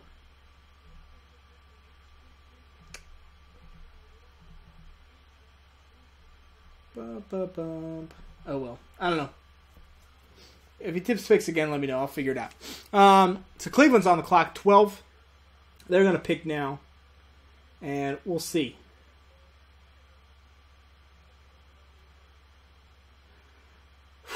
I know everyone wants Devontae Parker here. Maybe Cleveland does take Devontae Parker. They need a receiver badly. I would applaud the pick of Devontae Parker. I think they need that number one guy with Josh Gordon off. All right, cool. If Vixen apologized, hopefully, don't tip picks. Don't say the pick before I do. I know it's late. I know I have a delay, but people are listening in and want to use the chat room freely, myself included.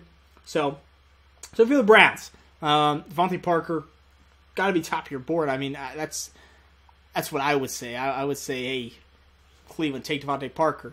Other than that, Danny Shelton, I think, is a real possibility. I think they need that nose tackle, and I think that's a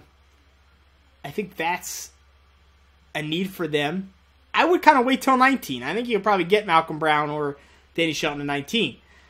So then offensive line, I think if La'el Collins was still there, didn't have these issues, then maybe they could take him, but you can't do it anymore. It just that whole situation of the police and could there be more to Lyle Collins? You can't take him. So to me, I would heavily applaud Devontae Parker, even with the wide receiver depth. The Browns, how did you pass up receiver everywhere last year? I don't get it. I mean, Cleveland has these 2 picks. I thought it was a great trade last year. Got to use them well. I mean, if you're Cleveland, you got to use them well.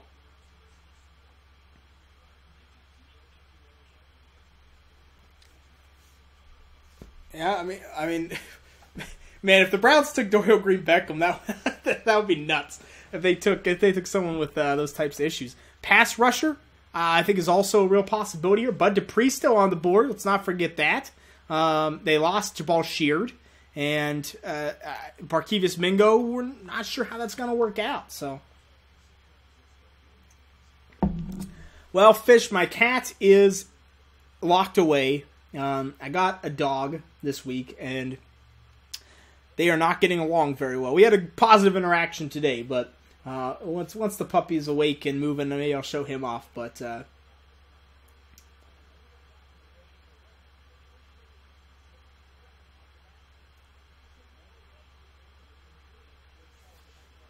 sorry, Kiwi Jag. I know wasn't your ideal to take Dante Fowler. I think you'll be all right.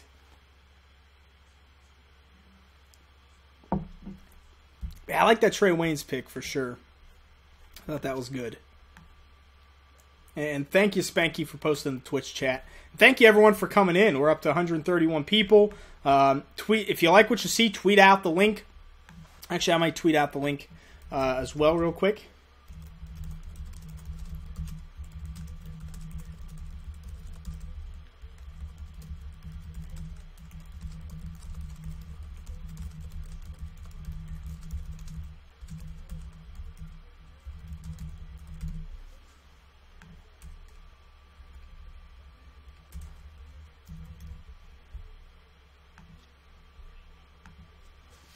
Alright, I'll tweet this out. But I appreciate everyone coming in. Snapple is coming maybe tomorrow, probably Saturday. Depends on how my voice feels. But Peanut Butter Meltaway is definitely tomorrow. I mean, if the Browns pick someone with like Shane Ray or Randy Gregory or Darryl Green Beckham, I'd go pretty crazy. I mean, pretty funny, man. Hey, Colts fan. Bruce Irvin rant's still a classic. I appreciate you guys coming back. They've been here every year. Here's Goodell at the podium. Cleveland selects Danny Shelton. There it is. Cleveland takes Danny Shelton. I had them taking him at 19, so I think that still counts, right? If we'll count that. Danny Shelton. Really good athlete for his size. I mean, I think 12 is a little rich for my blood for him, but if you think he can be Haloti Ngata in Cleveland, you need that nose tackle, right? One of their defensive line was awful last season. Let's be real here. Their defensive line was awful. They couldn't stop the run. I thought their defense was going to be good. Couldn't do it. Now, Danny Shelton, mammoth run stuffer. He's got that size. He can fill 2 gaps for you. But he also has that athletic ability. He has this great leg drive and push that gets him off the line of scrimmage. And when you add that explosion with his size, he's tenacious. And when his motor's running hot, when he's going, boom, boom, boom, he's really tough to stop. And maybe, his upper body strength, I have some questions about. I really wonder against the run if he can get a push up the middle, if he can collapse that pocket. And the question is, how dynamic is he got to be in Cleveland's defense? That's my question. If I think best case scenario is he's Haloti Ngata and he's incredible. But I think most likely scenario is he's a really good starter that fills 2 gaps and helps you stop the run. Is that worth the 12th overall pick? I think you could get it later. That's my only problem with the pick for Cleveland. I think it's a need, and I think they need to stop the run. So I don't fault it because he does have athletic upside. But I can't say that Danny Shelton wows me. So New Orleans here at 13. The New Orleans Saints in a pretty good spot for New Orleans. Because if you're the Saints right now, yeah, Bud Dupree is sitting there on the board. The defensive end linebacker from Kentucky would be an awesome player for them to take. I would recommend that. You still have Devontae Parker, who is is a good wide receiver. I think he's a great wide receiver. Now, I think the Saints with Brandon Cooks, I don't think they necessarily need a guy. And if they like Philip Dorsett, then maybe do that later.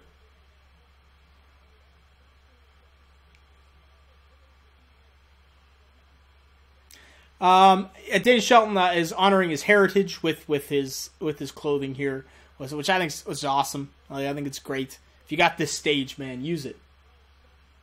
I don't think it has to be Dupree. I mean, you wonder, could they be the team to take a chance on a Randy Gregory? Could they be a team to take a chance on a Shane Ray? I think that's a possibility. And I think New Orleans, let's not count out corner. What if they like Marcus Peters or Kevin Johnson? Now, I know they brought in Brandon Browner, which Brandon Browner's older. I think he's a good starter for now, but their secondary was a major issue for New Orleans. I think it's got to be defensive help, right? If you're the Saints, you're kind of in this rebuilding process, and if you're keeping Rob Ryan around, you want to give him something to work with. So I think Bud Dupree would be awesome.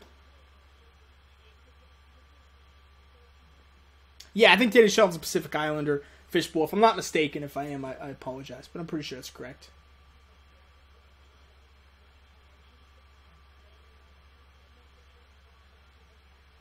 I mean, they have Cooks. They still have Marcus Colston. He isn't going anywhere. I think they do need a receiver. It just seems, I don't know. Do they want a big guy to eventually replace Colston? They want more of a deep threat so they can use Cooks as a possession receiver. This draft's going to be really telling of where the Saints are moving their offense. If they take Bryce Petty, I will flip out. So don't worry about that. I will do that.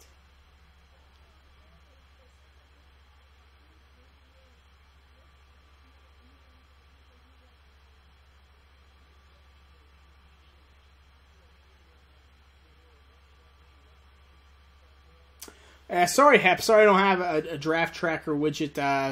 I mean, I don't even know. I certainly can't input it, but I think you can find one somewhere. You know, Philip Dorsett, I really don't think he'll take a 13, even though I mocked it, but I think he could be a possibility later in the first round for them. Seems to be someone they're really interested in.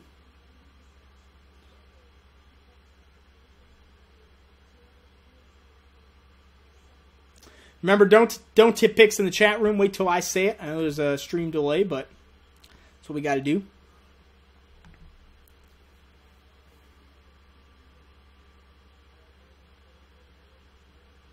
Thanks, everyone, for coming out and watching, too. 133 people. Love it. Here are the Saints. Once we're done with Danny Shelton.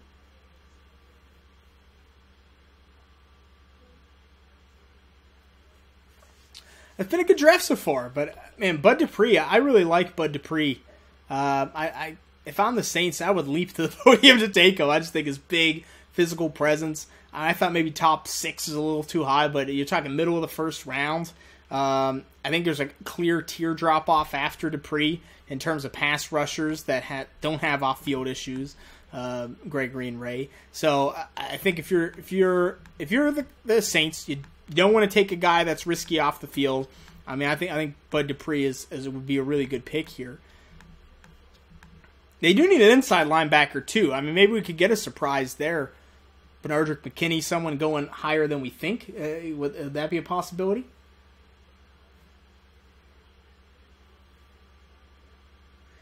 Yeah, I mean, I think the Gurley JCS. I think the Gurley pick surprised me the most. Most because I didn't know what the heck Washington was going to do at 5. But I didn't expect Gurley to go to the Rams. But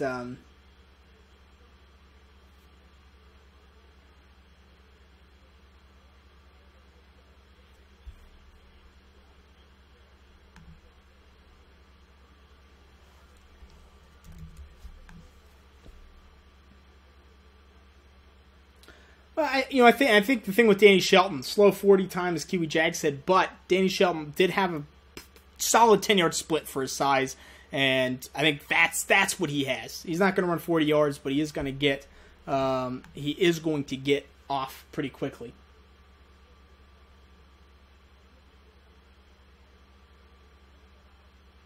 No, thanks. And if you're marked as a guest in the chat room, click on options, give yourself a name, let me know who you are. Let me talk to you. And if you're watching on Twitch, move over to drafttv.com because that's where the chat is. But Saints pick is coming. Let's see what it is, and then let's break it down.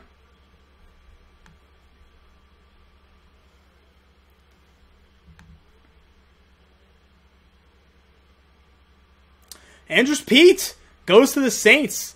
Andrus Peat from Stanford, probably the most weird looking body of a guy that I've seen in this draft. I'm a little bit surprised they went offensive line. I know that they kind of looked at it. It is a need, and Andrus Peat is very, very intriguing because he could be a dominant left tackle in the NFL. It's a very real possibility. He's got this great anchor. He's got these big trunks for legs. The best kick slide in this draft. He can kick slide with speed rushers and with power rushers, and he has that functional strength.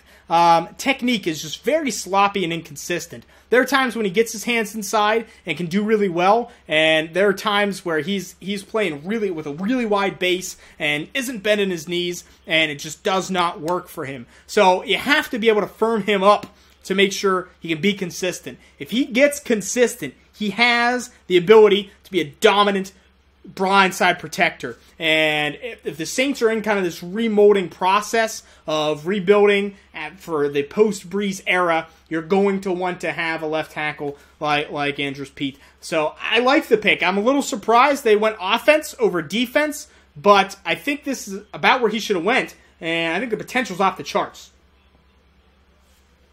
I'm interested to see what CJ thought here. And if and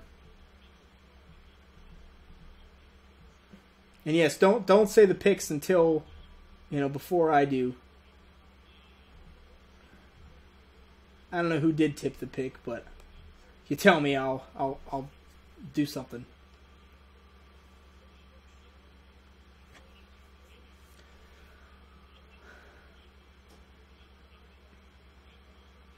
Yeah, good call, Spanky. The Saints saw the Falcons take Vic Beasley, so you take Andrus Peat to kind of go up against that.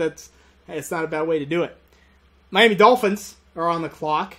We heard that they liked Todd Gurley, but you know who else? Devontae Parker. Devontae Parker's still sitting there. If you're Miami right now, I know you traded for Kenny Stills. I know you have Jarvis Landry, who's really good.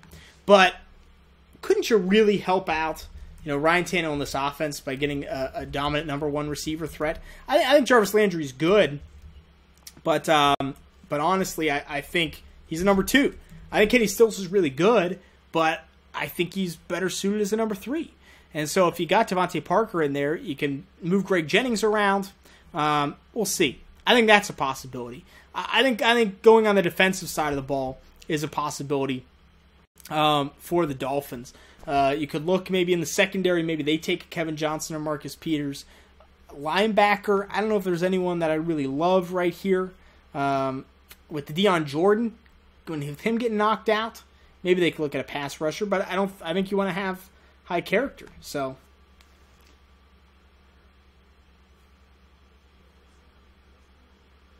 I think Devontae Parker, there were definitely rumors of Miami really liking Devontae Parker. And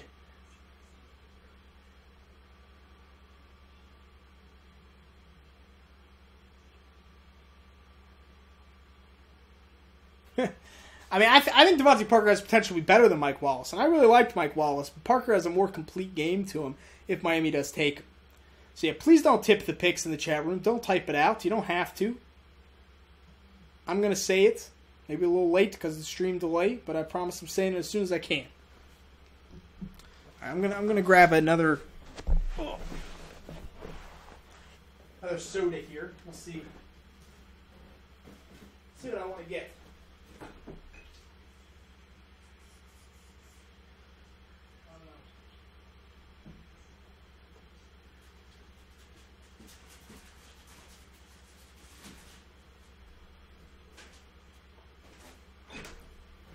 think we can go with vitamin water here.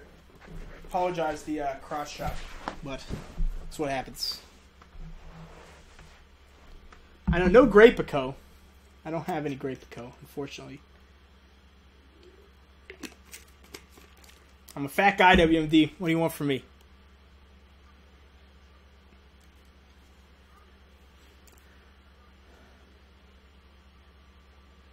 I mean, Sean, I would love if the Steelers moved up for Bud Dupree. I'd be ecstatic for that. But I think it would cost a little too much, and I don't think the Steelers would do it. So, well, we'll see, Pete. I want to see how these next few picks go. I think Houston's going to have some real options for sure.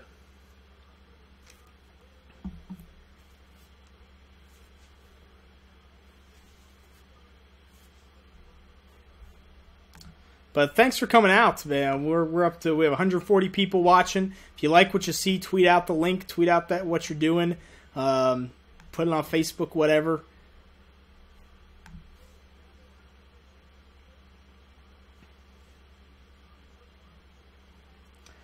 Which I don't like Brashad Perriman very much. Ravens 12. Personally, I think if the Ravens could get Melvin Gordon, that would be a slam dunk.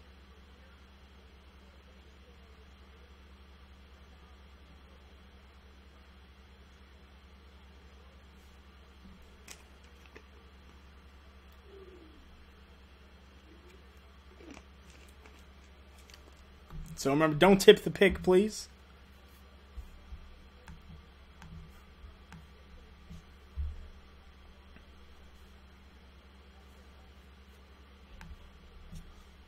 Yeah, we haven't had one trade yet. 14 picks in. After Miami picks, their pick is in. Haven't had a trade. Dallas, does Nelson Aguilar go tonight? I'm thinking yes. But with Devontae Parker falling, could be a no. Could be a no. Very possible. I think Demarius Randall's first round worthy. Colts fan. I really like him. Best cover safety in this draft. But best free safety. Him and Deron Smith. I would take him late one.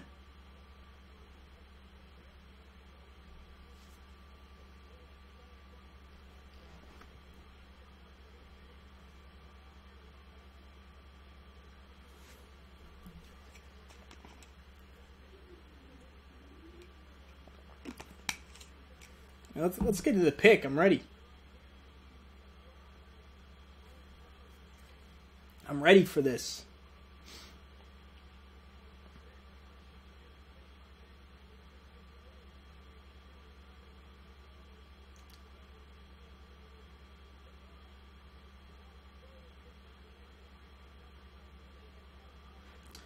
Thank you, Jim Struble. I appreciate the all caps. Maybe we'll see some teams trading down soon, but nothing's happening. We're going in order. Your mock draft could have been right.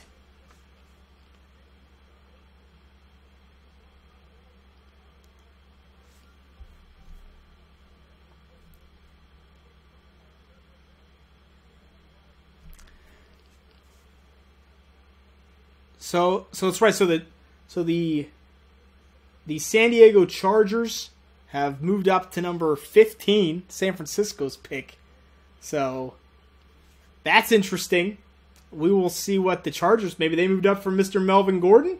Do they want that running back? Jumped in front of Houston. So who could Houston have wanted that San Diego wants? Both do need a running back. Let's see. Got to get this Dolphins pick first. So Miami's pick. Cadell at the podium.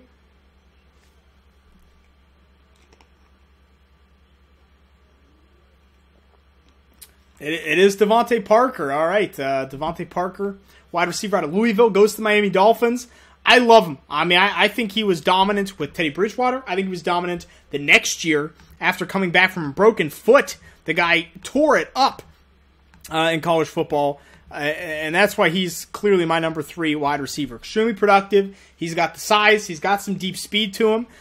He can beat cornerbacks with his speed, but he also is a little bit more of a route runner, a little more precise. I like his hands, big catch radius. He does everything really well. He has run a lot of routes. I think he's kind of sloppy in how he uses his feet and his cutting ability. He'll have some wasted movement. He'll be a little bit wide in his cuts, which that'll lose you acceleration. Press corners can kill him. I think that's kind of the bad thing about him, his kryptonite, or press corners, and the injury could be a question. But yeah, if you're Miami, immediately your number one receiver, Landry number two. You got Stills, you got Jennings. I think they have a really nice receiver core for Ryan Tannehill. So the Chargers jump the Texans, give up a 4th and a 5th round pick to jump the Texans. So 49ers get a 4th this year and a 5th next year. 4th 2015, 6th 2016, and Chargers move up. I think it's got to be Melvin Gordon, right? I mean, what else are you jumping Houston for? Maybe a pass rusher? Maybe a Bud Dupree, but I'd have to think Melvin Gordon.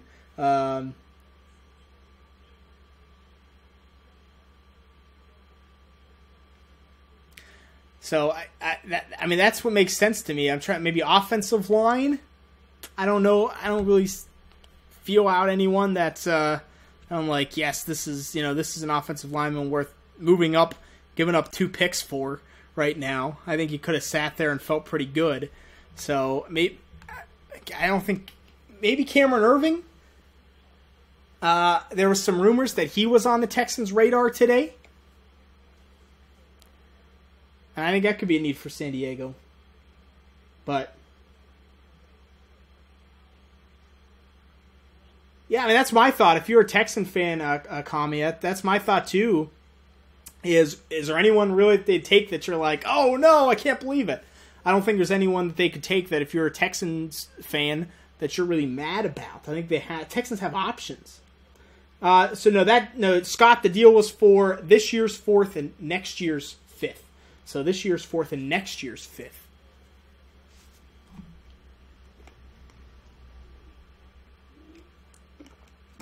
Well, 4th, 8, maybe you missed out. Thought the draft was tomorrow, but it is tomorrow. We got 2nd and 3rd round tomorrow. I'll be here. And Saturday, you know that I'll be here for all of it, all day.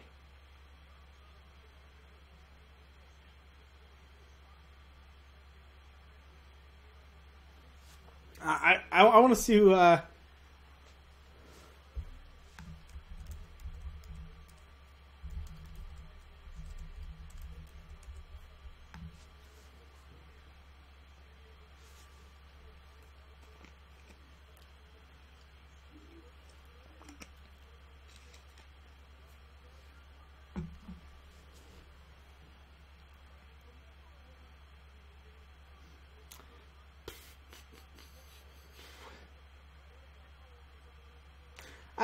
Tic Tac, they probably did select right away. You make the trade, make sure you get the guy you want, put the pick in, and it's usually this time between submitting the pick and actually having, the commissioner get the pick and go out to the podium and all that stuff. That's what takes the longest time.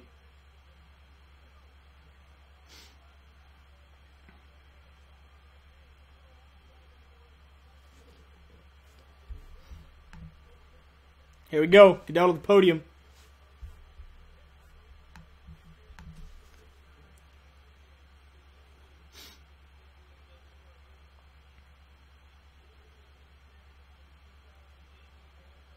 Chargers select Melvin Gordon. It is Melvin Gordon, the running back out of Wisconsin. You have to really like that fit with San Diego. They do not have... they really don't have running back options. They got smaller guys, Brandon Oliver, Denny Woodhead, Melvin Gordon.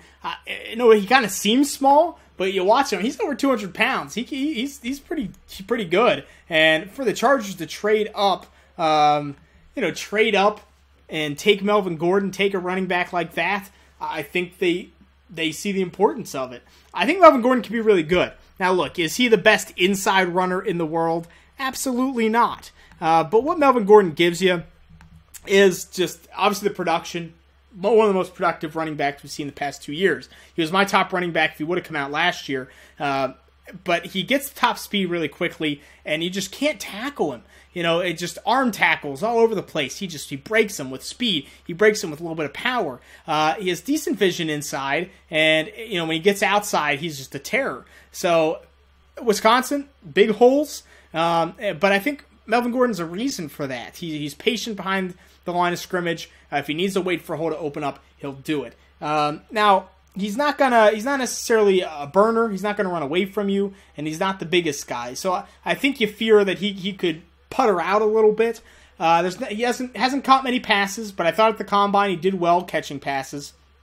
Willing blocker. I think he's actually a pretty solid blocker for his size, so you can get him in there on third downs. And I think both these situations for Gurley and Gordon are both phenomenal and really good. Right, it's a good call, Danny Shelton. I mean, if you're if you are the Chargers, since LT, I mean, this is probably the best running back you've had. Ryan Matthews was good, but he was injury prone. I think they've struggled. So Houston, maybe they were looking at Melvin Gordon. Houston's got some possibilities here. They could take an edge player. And I know they got Jadeveon Clowney last year. They don't really have much opposite Jadeveon Clowney. And I think they could look that way. Wide receiver, you kind of have your pick of the litter. Dorial Green-Beckham. Do they take Brashad Perriman? They take one of those players. So I think those guys are on the board. Jalen Strong. I think they could go with Cameron Irving. Go on the offensive line. Lots of possibilities for Houston here. And that's why I don't think you're mad that San Diego took a running back ahead of you. Honestly, if I'm a Texan fan, I'm pretty happy that they did. Like, I probably wouldn't have wanted Melvin Gordon, to be honest with you. I'd rather take a running back later. I don't think the Texans necessarily need a corner wide receiving. I know you're a fan of the team, but I think their duo that starts is as good as you're going to get for now. I know Jonathan Joseph's a little long in the tooth here, but you have a really good number one that you brought back for them, and you have to feel good about Kareem Jackson at this point. So because you could take a nickel guy or future starter later, but I don't think in the first round. Sorry, CJ, Draft TV shirt, one of a kind right here. It's the only one.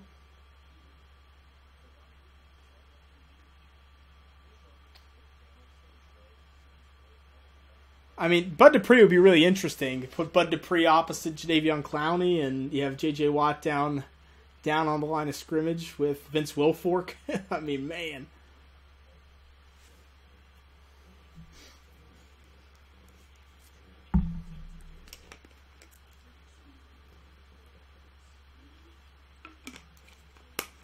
Hey, I mean, I can bust that out tomorrow, Fish. I can bust out the Scott Wright's Draft Countdown Polish shirt.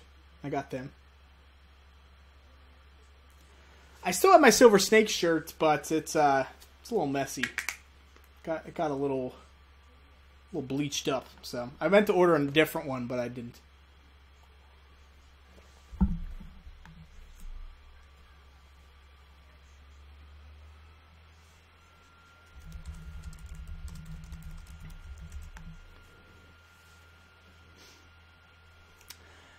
I mean, what about Dorial Green-Beckham? Remember, that was the rumor that Houston could be interested in him. Could they take him here? Well, how interesting would that be to have Dorial Green-Beckham and DeAndre Hopkins? If Ryan Mallett can do anything. So Houston, their pick is in. No trades except that San Diego one. That was our first trade of 15. We got our first trade. So top half of the first round, one trade. One. Now let's see the second half, because that's where you got teams moving into the second. Tampa Bay maybe moving back in. Could be crazy.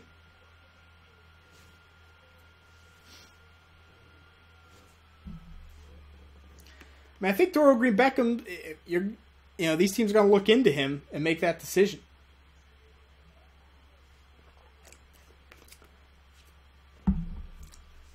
Well, thanks for people out there that are watching at drafttv.com. If you're on Twitch, go to drafttv.com, get in the actual chat room, and if you like what you see, tweet out the link, say that's what you're watching this, and other people should watch it too. I would appreciate all of that.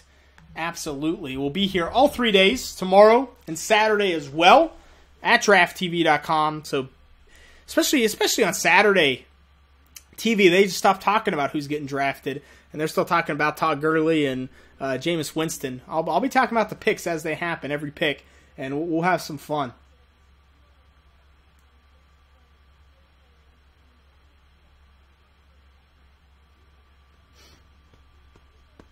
I'm waiting for Big Bud, man.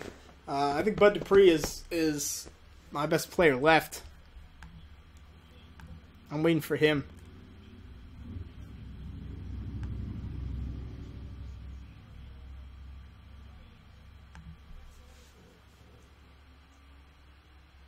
I mean, I think if you're the 49ers, obviously you weren't taking Melvin Gordon. You're probably not taking who Houston's going to take. Why not? If you're San Francisco, move down 2 picks, pick up a 4th, get a future 5th. Boom. Daddy Sheldon, if the Chiefs draft another pass rusher, I think the day might be gone.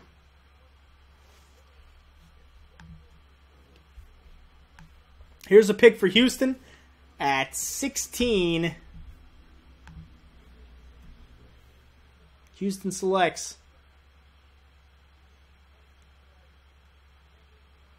Kevin Johnson, corner out of Wake Forest. There he goes. That's 16. So they do take a corner. Wide receiving might be happy. I think Kevin Johnson's a phenomenal player. I think he's really, really good.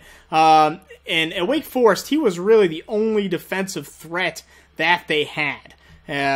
Very good technique-wise. He keeps everything kind of compact and loose. He keeps it up and moves back. Steps really low and explodes through his hips. I love his back pedal. I think he's one of the best back pedalers in this draft. And he was taking on the best players, and often he had safety help at times, but not great safety help at times. And I like his transition. When he backpedals, he can move. Now, he played off coverage a lot. And I think that was Wake Forest scheme. I don't know why, but there were a lot of short passes that happened in front of him that always bug me. I mean, it happens at every level. But he really wouldn't get to the line and get physical or press very much. So that's a question. Sometimes he's not the best tackler or tackling technique. He'll go for that big hit, that big play. But if he mentally catches up to the game, I think Kevin Johnson's a really firm starter. So I think that's a really good pick.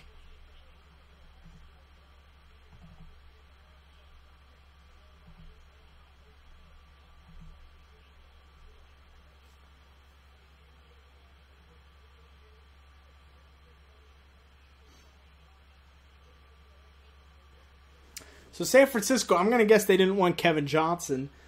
All in all, a good trade by them.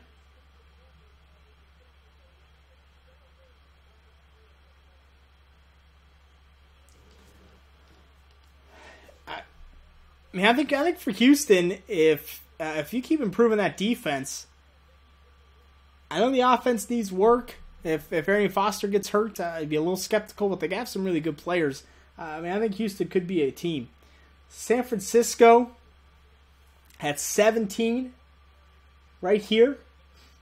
The rumors, Eric Armstead was a big rumor. Personally, I haven't taken Marcus Peters. I think that would be a great pick.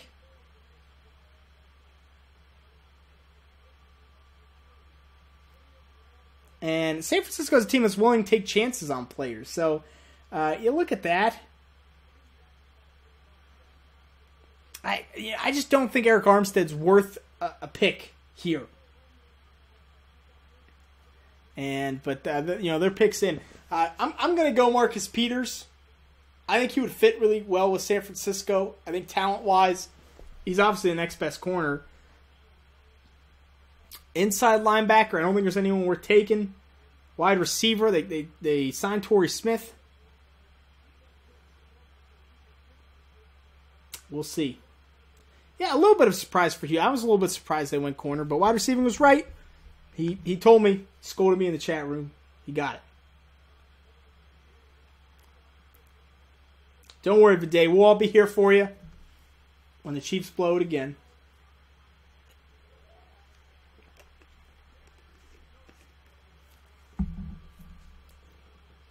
Well, Marcus Peters got kicked off the team at Washington.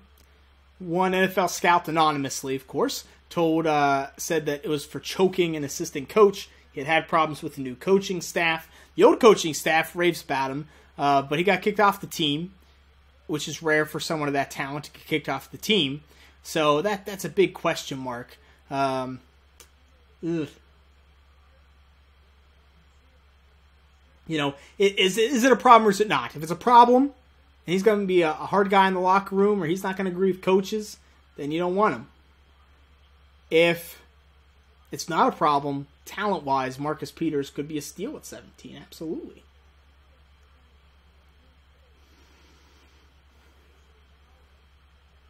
Yeah, I mean, San Francisco always seems to do something weird. I don't know. Here we go.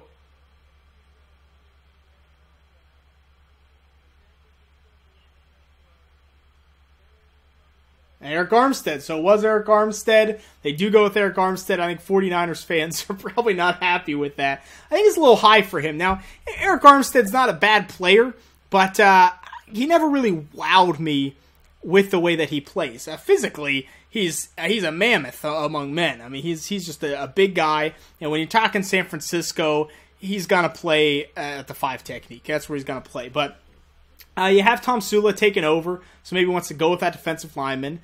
Great bull rush with Eric Armstead. It's super powerful. He has the leg drive. He has the upper body strength. And he's good against the run. But he doesn't get after the quarterback very much. It's very rare to see him really get after the quarterback. And usually it's other people doing the work and him kind of reaping the benefits. He plays super high. He's really high cut. And when you have more technically sound offensive linemen against him, then they'll take him out. I just hesitate to see the impact of a top 20 player for Eric Armstead. So that's my question. Yeah, I mean, this draft's actually gone pretty vanilla so far. I'm sad for taking some chances, I guess, on my mock draft. I should have had Armstead and Gordon and those type of picks, but that's the way the cookie crumbles. Woodrow's here. He's hanging out now. Come up and say hi. Chiefs pick is in 18. See what Fade wants or says. Let's see if I can.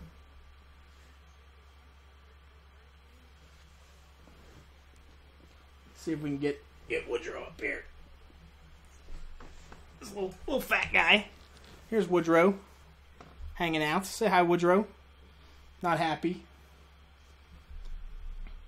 Sad, bud. Who do you think the Chiefs are going to take? I don't know. We'll see. So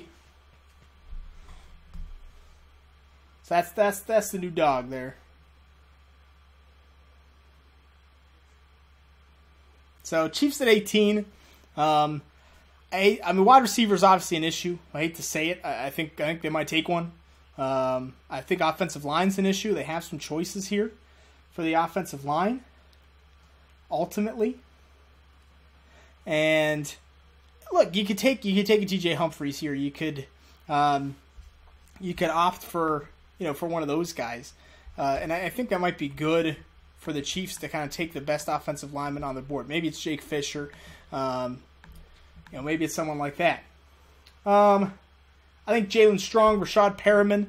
I kind of think Perriman is the player they brought in. Andy Reid had paired Jeremy Maclin before with Deshaun Jackson. And could you see a deep threat like Perriman being paired with Jeremy Maclin again? It would make a lot of sense.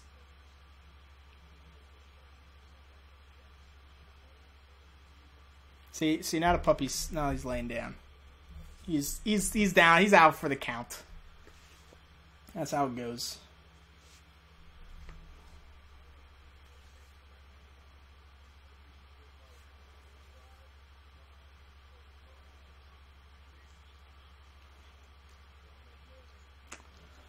Yeah, I mean, an interior lineman like Cam Irving wouldn't be a bad deal. If they don't trust Eric Kush, I mean, take the top center in the draft. I wouldn't be opposed to that. I think you'd be pretty happy about it.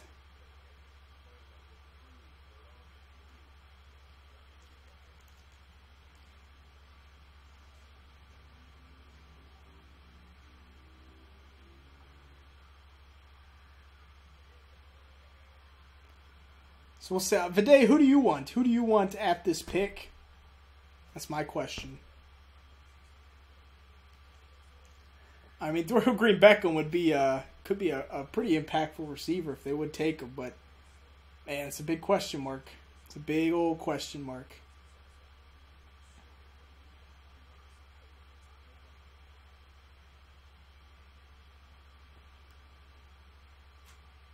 Daddy Shelton's going for Cam Irvin. Got a lot of Chiefs fans in the chat room.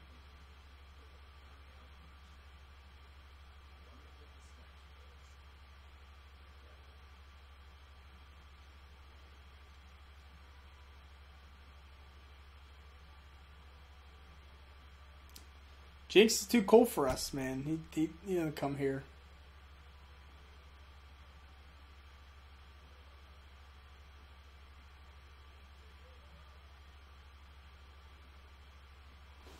All right, let's see it.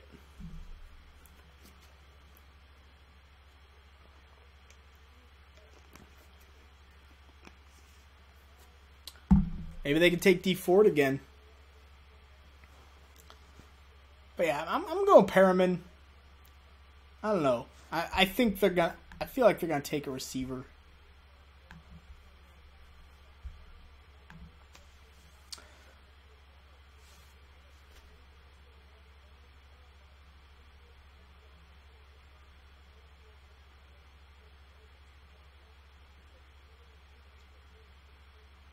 Yeah, Viday left us. He's already crying in the corner because that's what he does for every Chiefs pick and for Alex Smith every week. Look, maybe Perriman doesn't make sense, but day 2 starts at 7 p.m. Eastern time, if I'm not mistaken. I'll be starting the stream at 6:30 p.m. Eastern time tomorrow.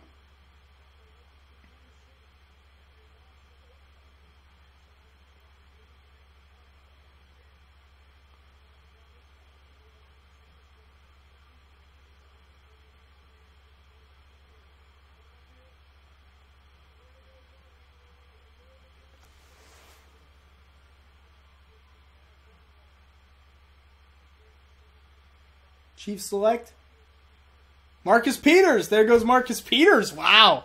So the Chiefs take a corner, not a position that we were expecting, but I could see it, right? You lost Brandon Flowers last year, and I think they kind of pieceworked a decent secondary last year, to be honest. I thought they kind of overachieved based on what they had. And Marcus Peters is a really good player if those off-the-field issues and the potential maturity issues work out.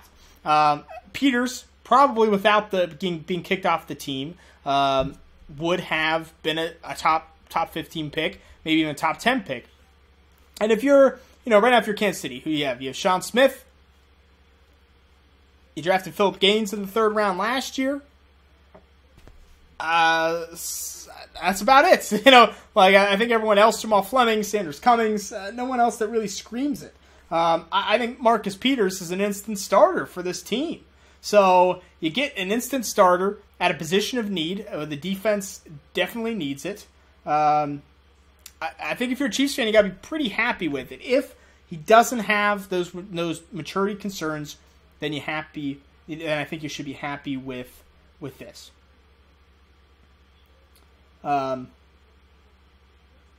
So the Browns are back on the clock at 19,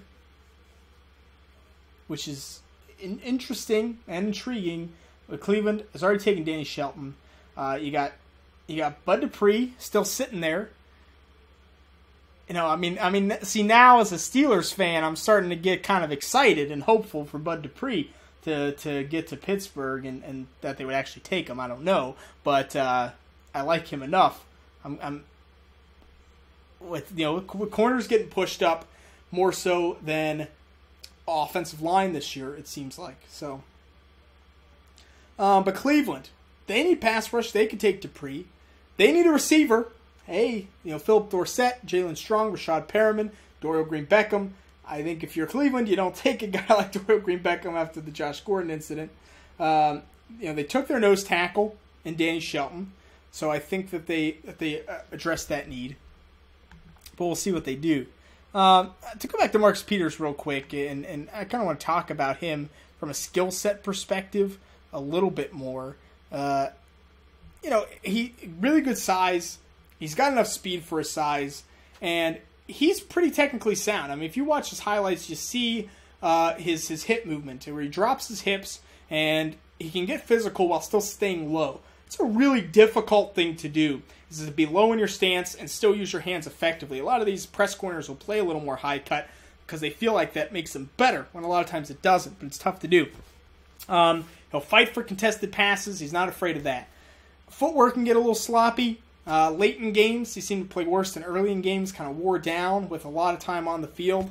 And then there's the off-the-field stuff. But from a physical and athletic standpoint, and you put that in with some of his hip technique, he's a really good corner, and he's a starting NFL corner talent-wise. I cannot deny that. I do. I think if, once again, I'll put that contingent on it, if Marcus Peters is not a problem for your team off the field, then I think it's a really good pick. If he is, I mean, I wouldn't have made it. I probably wouldn't take him in the first round, but I, for some reason, I'm a little more hesitant.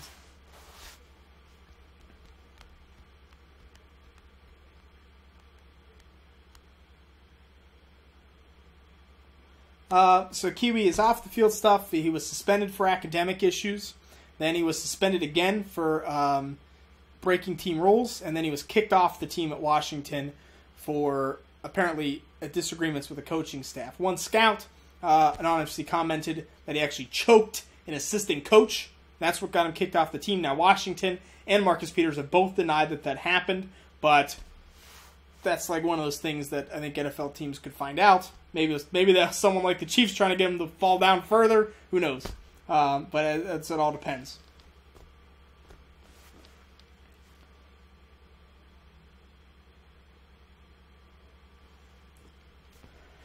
Right, and I think if you are the Chiefs and you feel comfortable, hey, this choking thing didn't happen, it's just a disagreement. Now, the last coaching staff of Washington loved him and raved about him, probably spoke glowingly of him. So I think that's what it comes down to. If he's not a problem off the field, he's going to be a spectacular, Aqib Talib type of corner. If I think it's what it's going to come down to.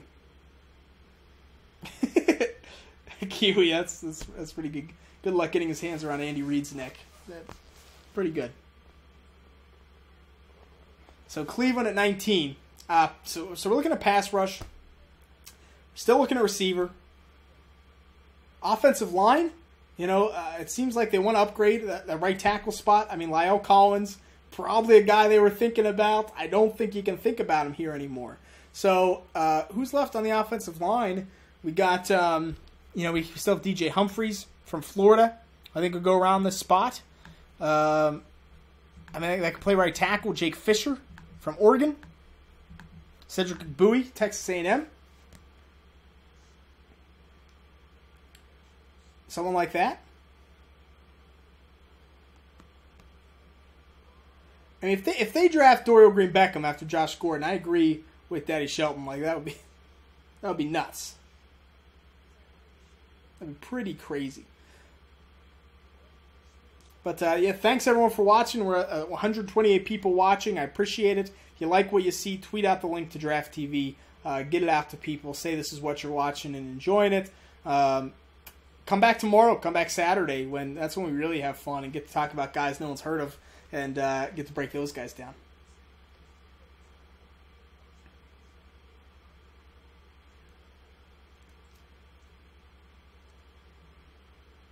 I really don't think we're going to see Bryce Petty or Brett Hundley go in the first round. If so, I might rant out to whoever does it.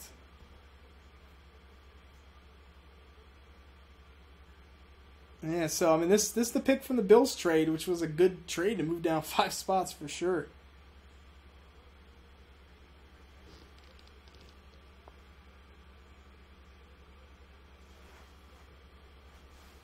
So here's Cleveland's pick.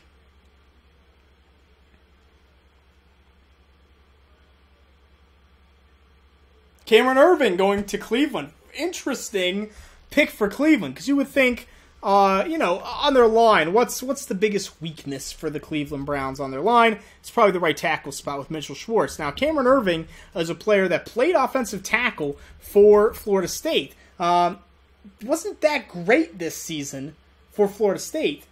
So then he ended up moving to center when they needed him, and he played outstanding. Cleveland, you got Alex Mack, you got Joe Thomas, you got Joel Bitonio. It's that right side that needs help. So I can't imagine that they're drafting Cameron Erving as a center. I imagine they're drafting Cameron Erving as a right guard or a right tackle. Erving can play all 5 spots on the line. He has experience at guard. He has experience at tackle. I think he's a really good player. I really like him at center a lot more than other positions. So I think if they're planning on him as a right tackle, this might be a little high for me.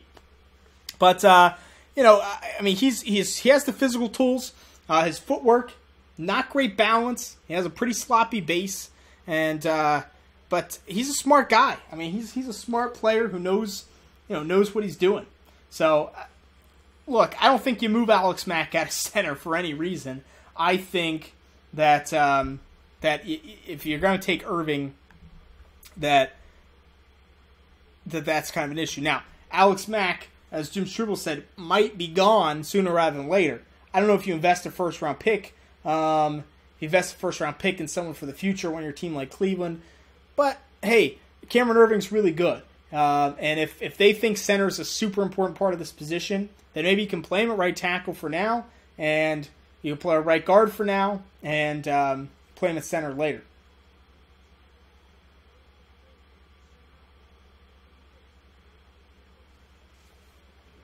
I mean, look, Cleveland just does not value the wide receiver position. That's it. They got Dwayne Bowe. They got Brian Hartline. They're probably set and feel good. So Philadelphia, 20. Chip Kelly couldn't move up for his guy. Who do they take here? I'm thinking Byron Jones, cornerback from UConn, or Nelson Aguilar, wide receiver from USC. I mean, Philly could take Landon Collins. I think it'd be a little high for Landon Collins personally, and I think maybe more of a free safety probably, but it's possible. And they could take Demarius Randall, safety from Arizona State. Might be a better pick than Collins.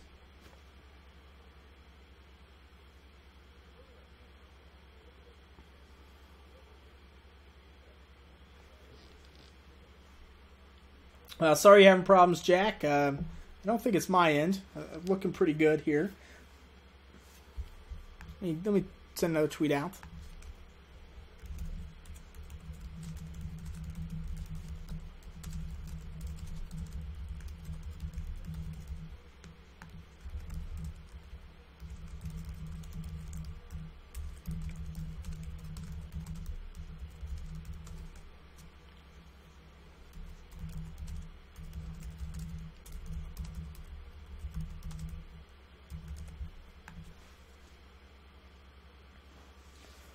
And Philly is interesting if they're willing to trade guys like Fletcher Cox and Michael Kendricks and Brandon Boykin.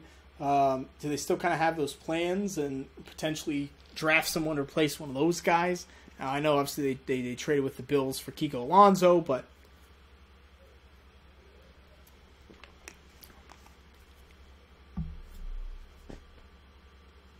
yeah, I mean Bud Dupree's still sitting there too.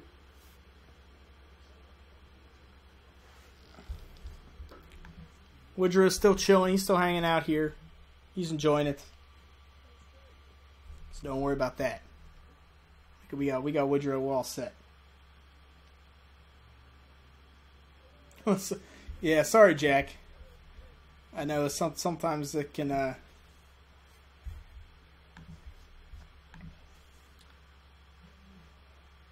Steve Day, you didn't take a wide receiver. You didn't take Rashad Perriman.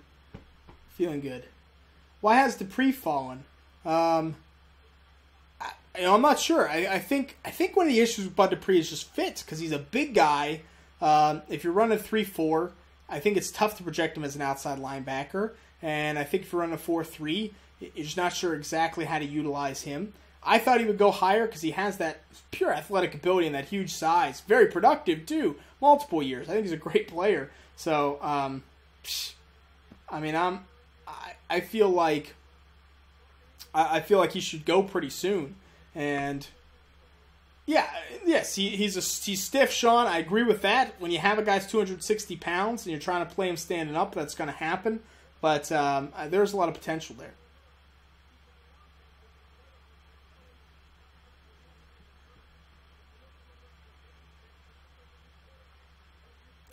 I don't know. I wasn't feeling the Mountain Dew today, Jack. But tomorrow we'll bust out the maybe the Code Red. See now they finally made Diet Code Red is available here, which I've been calling for forever. So, but let's get to this Eagles pick. More important than my soda drinking habits. 20.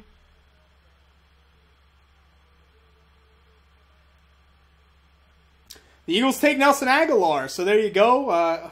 As my mock fell apart, finally coming back together here for in Philly. Nelson Agholor is the best slot wide receiver in this draft, and to me, before the season, he was 1A, 1B with Amari Cooper. I thought he really could have a great season. He didn't. He had some great games, but was heavily inconsistent.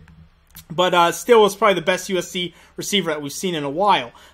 Nelson Agholor is a perfect complement with Jordan Matthews. He's a quick twitch athlete, gets up the speed very quickly, and I love him going underneath, catching a pass, boom, zooming out. That's what he's really good at. And if you get him, he has experience on the outside, obviously. They played him on the outside a lot this year, but I love him in the slot when he doesn't have to worry about that boundary being a defender, and he could go either way. He becomes very tough to cover. Great cuts, very sharp footwork, and I like how he uses his hands. I think he uses his hands really well. He's not big, right? I mean, that's the thing. He's not big, and pretty thin lower body, thin upper body. After the catch, he has the speed, but if you catch him, if you get your hands on him, he usually goes down. He doesn't quite play as fast as he timed at the combine, but I think the Eagles are the perfect system for Nelson Agholor, and I think he's one of those players that could have a ton of catches, make a couple big plays, and be splash. I'm a big fan of his. I think I wrote an article like before the season, early in the season, at Fanspeak about him versus Amari Cooper. I think I went Amari Cooper, but I think he's that good of a player. So Cincinnati, 21. The Bengals could be a little crazy. Who's going to throw the pass to him? Sam Bradford, I guess. If Sam Bradford can stay healthy. I don't like Sam Bradford, but I think he's better than Josh Huff. I mean, I think Josh Huff can't do anything underneath or in the slot. I think Josh Huff's a real nice deep threat. And Nelson Agholor, that's it. Now the Bengals, yeah, look, if Bud Dupree doesn't go here, man, I'm hoping the Steelers have got to take him at 22. I'd be so pumped. But I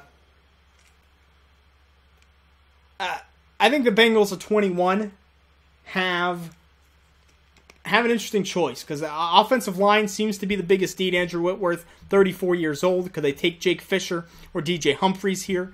Defensive line, who knows what you're going to get out of Michael Johnson? I think that's a question mark. So could they take Bud Dupree? Could they take maybe reach for someone like a Mario Edwards? I think that's a possibility. So we'll see about that.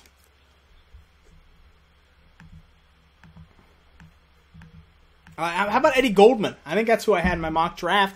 I took a little chance, but I think the one I submitted for the Huddle Report, I had Jake Fisher going here. I think Jake Fisher is a real nice fit for Cincinnati. You can kind of develop him for a year and then put him out there in that left tackle spot in the future.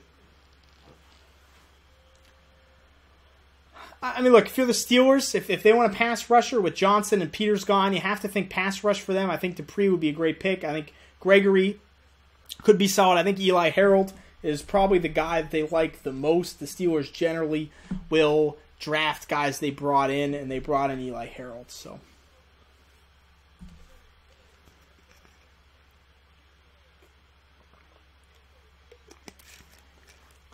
but like the Bengals don't have a ton of holes. I mean, you look at their team, you look at the depth chart, and they don't have a ton of holes. you wish Andy Dalton could get to the next level, because other than that, I don't think they're a bad team or anything of that nature.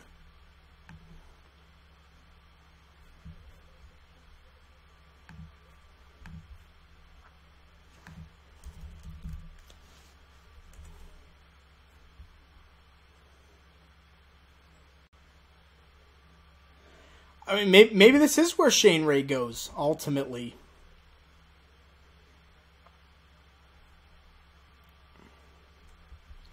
It wouldn't, wouldn't surprise me.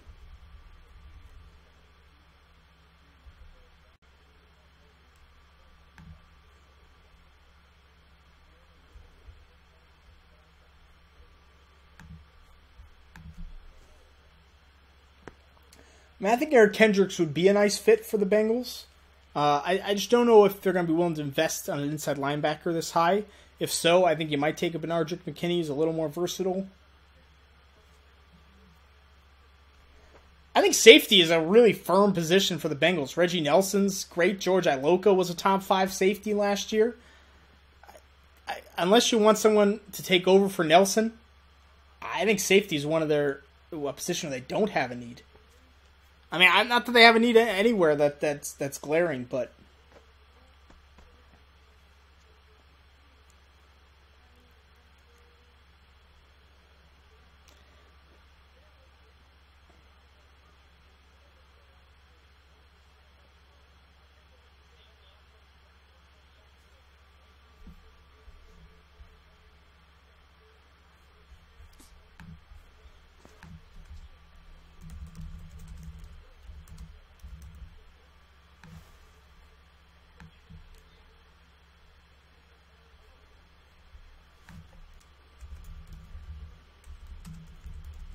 Bengals pick.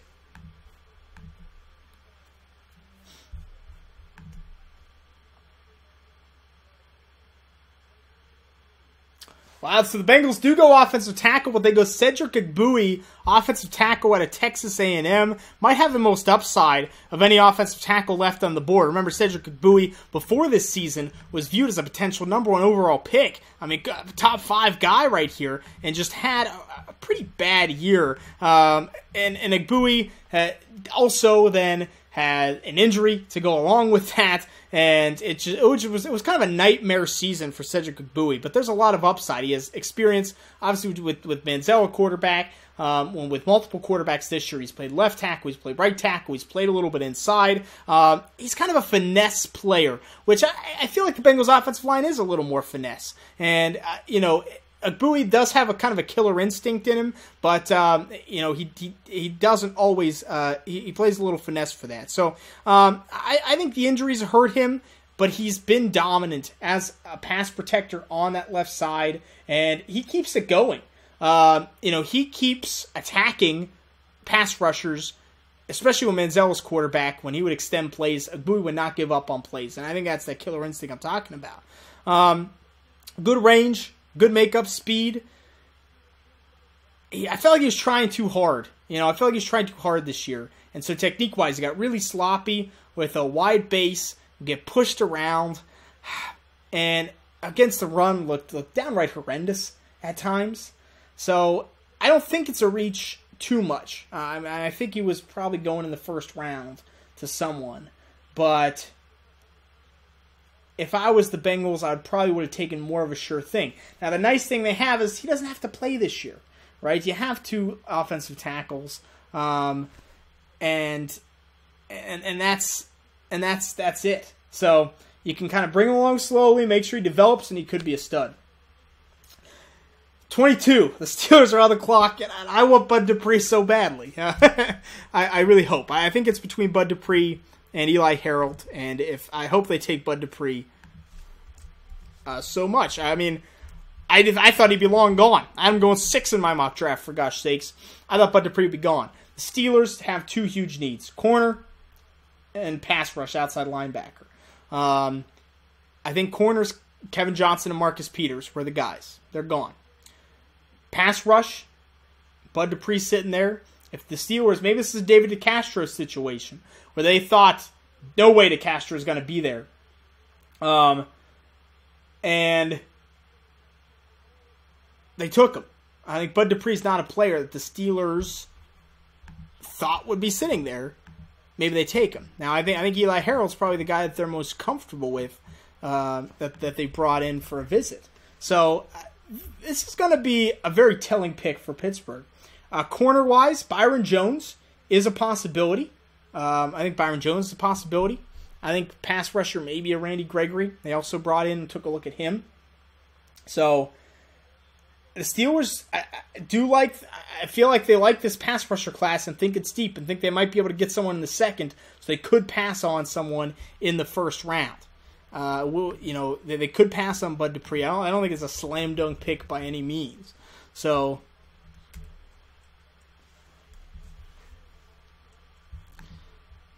they didn't even bring Bud Dupree in for anything. So that could be a little tricky and not what they usually like to do. I think it's going to be intriguing. Do I think the Steelers are giving up on Jarvis Jones? No, yes and no. I think James Harrison signing, him and Jones play the same position, so I really think that I think what we're going to see is Harrison play and hope that Jones gets better. I think Jones' injuries have hurt him. But they need someone opposite those guys. Jason Worlds is gone. He retired. They weren't re-signing him anyway.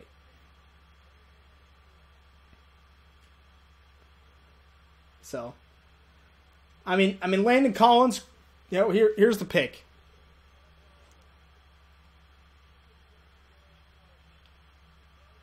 Oh, the Steelers take Bud Dupree, linebacker out of Kentucky. What a great pick. I am ecstatic at this point. This is, and I love the suit jacket as well.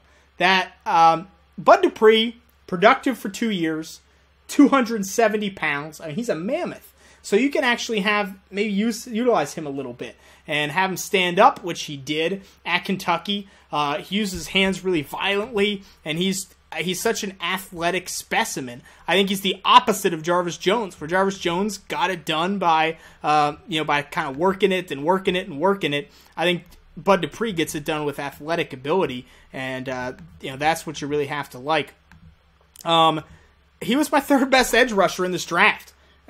Explosive, he has this strength in his lower body and his upper body. He can put his hand on the ground, he can stand him up, and he's good against the run. He's big enough that he's going to lay out. He gets after it during the play. His motor can run a little hot and cold, and he plays high. He plays very high cut, and that's been a problem for the Steelers. But if you can develop that athletic upside, he's a perfect fit for them, and I'm ecstatic. I'm ecstatic. Denver has traded up to 23. Denver has moved up. They could be seeing these offensive tackles flying off the board, and maybe they really want one with Cedric Ogbuehi, who was a guy on their radar, I believe.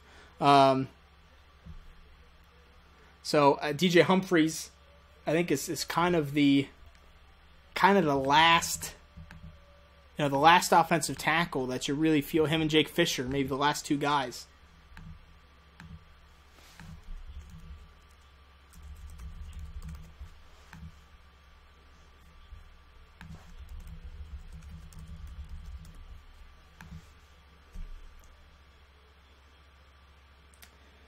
I don't think TJ Clemmings with a broken foot is a first-round pick, but I think we're looking maybe at Humphries here. What else could Denver take?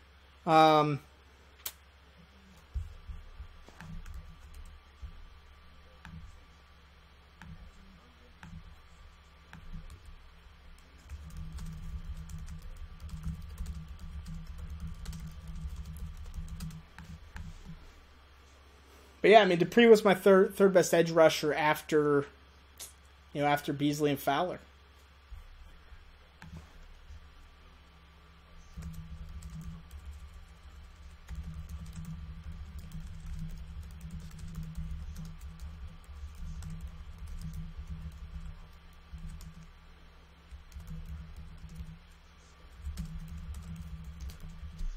Yeah, I mean Malcolm Brown. That's an interesting take for the Broncos too. If you're the Broncos, right, you gotta play kind of for now, don't you? If you want to win, so I think moving up could be a good call. So have we gotten what this trade is? I mean, I think it's got to be on the line if you're Denver, offensive or defensive. You got to beef up one of those two spots. And I kind of feel like if they're going to take offensive line, they could have sat back, unless they really like DJ Humphries and they want to get ahead of Carolina. I think defensive line wise, I mean, maybe you can add, you can add a Malcolm Brown defensive tackle. You could add a pass rusher.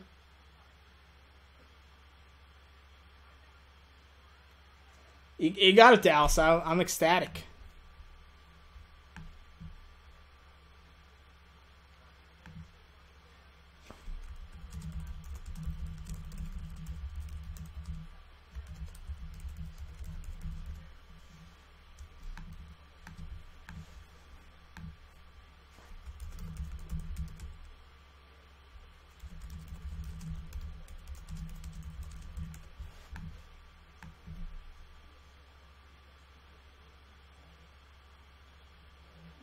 I mean, I don't think they're necessarily going to. So here's the trade. Lions trade number 23. The Broncos. This is from the chat room here. 23 for 28. They're fifth. They're fifth next year, and Manny Ramirez. That's by the Dynasty in the chat room posted that. So I haven't seen it yet, but.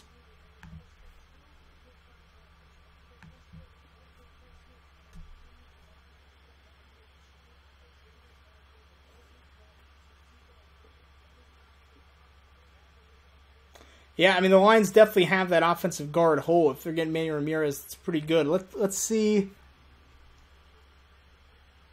what the Broncos do. Who do they trade up for here?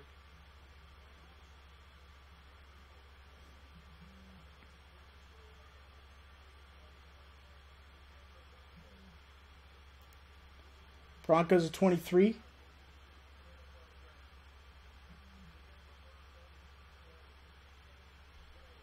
Shane Ray goes in the first round. Shane Ray to Denver. Got arrested, 2 days ago for marijuana possession. So he goes to Colorado where it's legalized.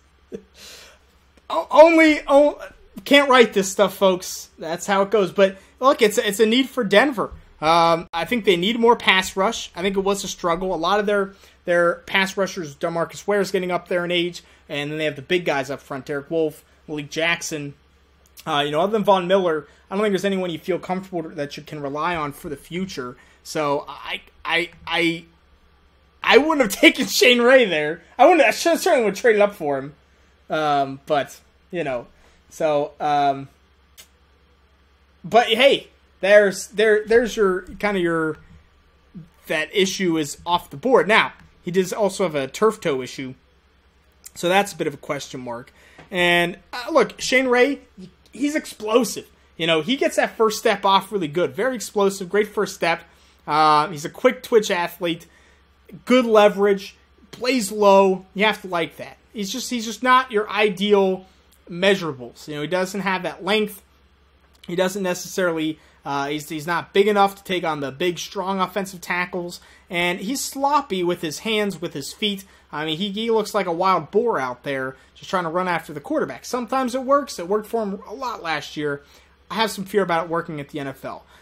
He's a good pass rusher. I don't think he's going to give you much against the run. I don't think Denver needs much against the run. I think they have that pretty well covered. So not a bad pick from a skill standpoint and from a standpoint where marijuana is legal. So you don't have to worry about him getting cited for marijuana in Colorado. I think that does play a part in it, absolutely. But, here's a part is he still can't do it, right? You're going to get dinged for it. And that's a potential possibility.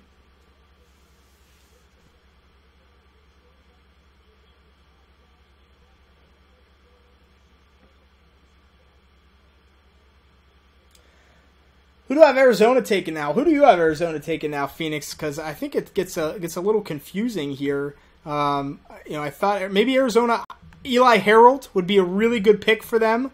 I think he would be an intriguing pass rusher for Eli Harold. I like that for them. What are some of the other needs? Do they take a shot on a Jalen Collins or someone like that? Right. Look, and going back to Shane Ray, yes, he can't smoke weed, right? it's still going to get suspended in the NFL. So if the Broncos felt comfortable with him that's not an issue, then that's the thing. Is it he can't do it.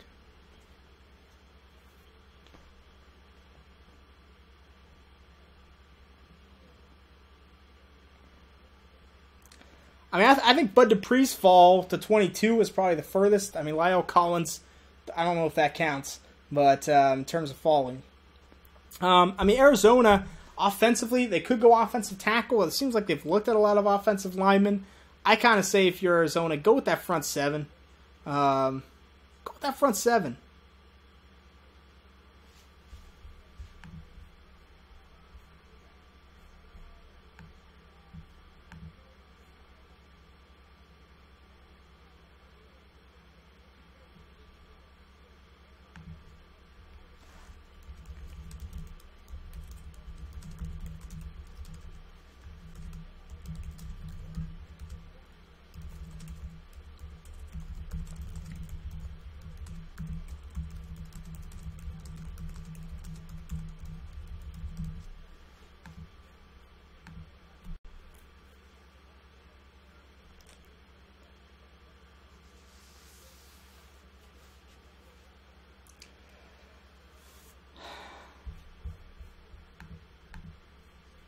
I mean, Arizona, yeah.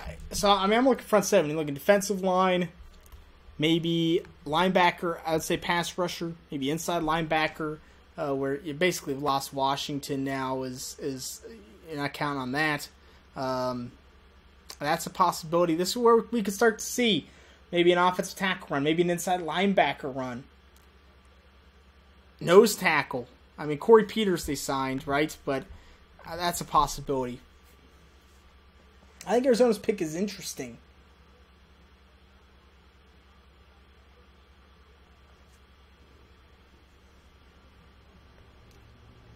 Without the pot stuff, I had Dupree rated higher. I mean, you can go look at my rankings. I had Dupree as the third best edge rusher in this draft. I had Shane Ray as sixth before he got arrested. So.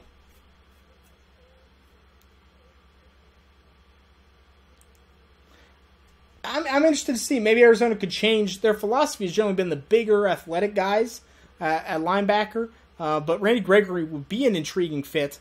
I would like that for sure.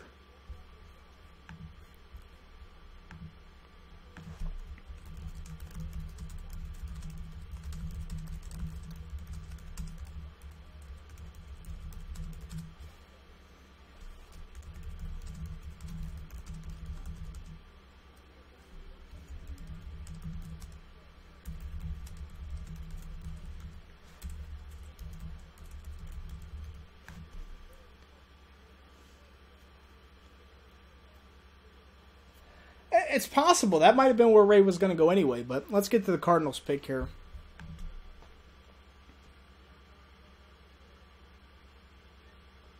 DJ Humphries. So I did mention offensive line.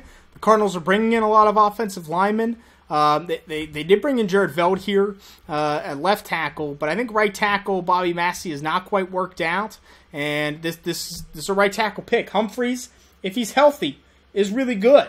But Humphries has had some injury issues.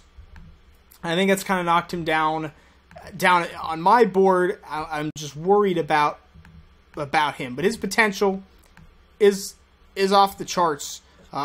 6'5", 310 pounds, and if his lower leg injuries dating back, but athletically, I mean, this 310 pounder, he moves like he's 296.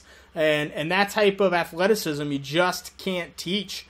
He's fluid, and as a blindside protector, he has what you want. And I think at the right tackle spot, even better. So his lower body strength, and he can play a little bit high. Those can be issues. Sometimes he just doesn't finish blocks.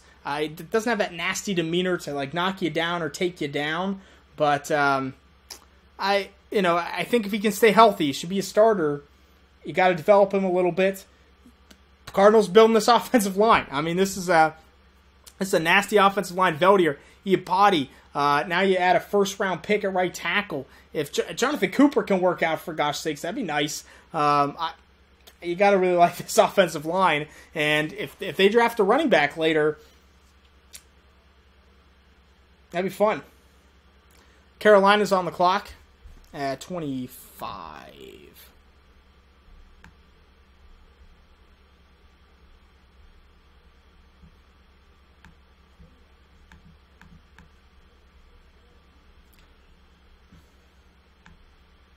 So Carolina, they need an offensive tackle. I think that's for sure. With Humphreys off the board, I think you're struggling. Maybe Jake Fisher. I think you're struggling with who you want to put there. A defensive line, I think, was a possibility. I don't see them taking Randy Gregory. I don't see that. So I just think the needs for Carolina don't match up right here, and maybe that's why picking 25 was just a tough spot for them to make the playoffs and be this low, because I don't think they're going to get an offensive tackle. I don't think they're going to get that. Ferenczi, how about the Giants pick? I'm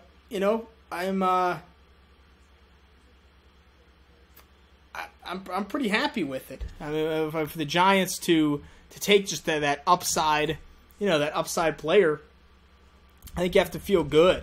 Where everyone was like Brandon Sheriff, but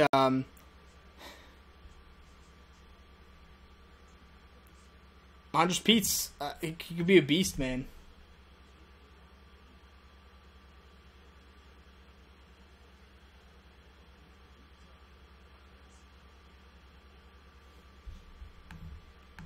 I don't know for Carolina.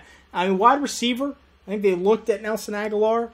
Are they a team that could take a chance on players? They seem to have kind of valued character a little bit more lately, so maybe they wouldn't take a chance on Adoree Green Beckham or something. But, Rashad Perriman's interesting. Be a nice compliment with Kelvin Benjamin.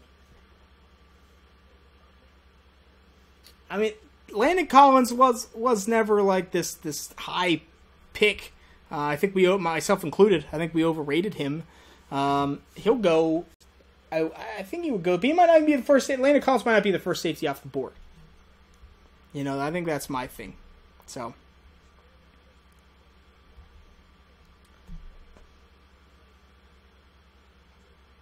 But yeah, Ferenczi, sorry to ignore you. I got off on a tangent on Pete and Sheriff. Eric Flowers, I think he fits. What what the Giants want to do. Get that power run scheme going. Run the ball a little bit. He's talented. And that was a little high, but if that's what you wanted, maybe they wanted Sheriff. Maybe Flowers can kick inside if they want and keep Pugh outside. He could be a dominant inside, guard. I think it'd be great.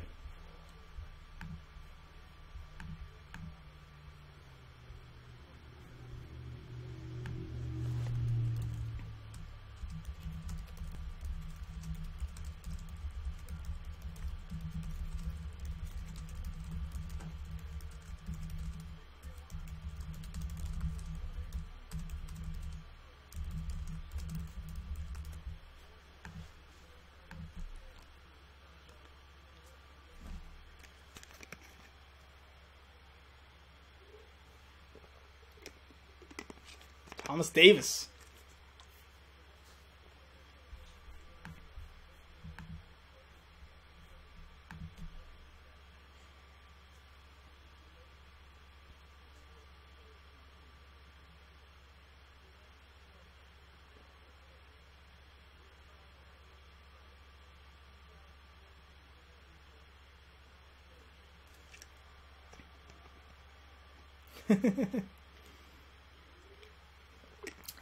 All right.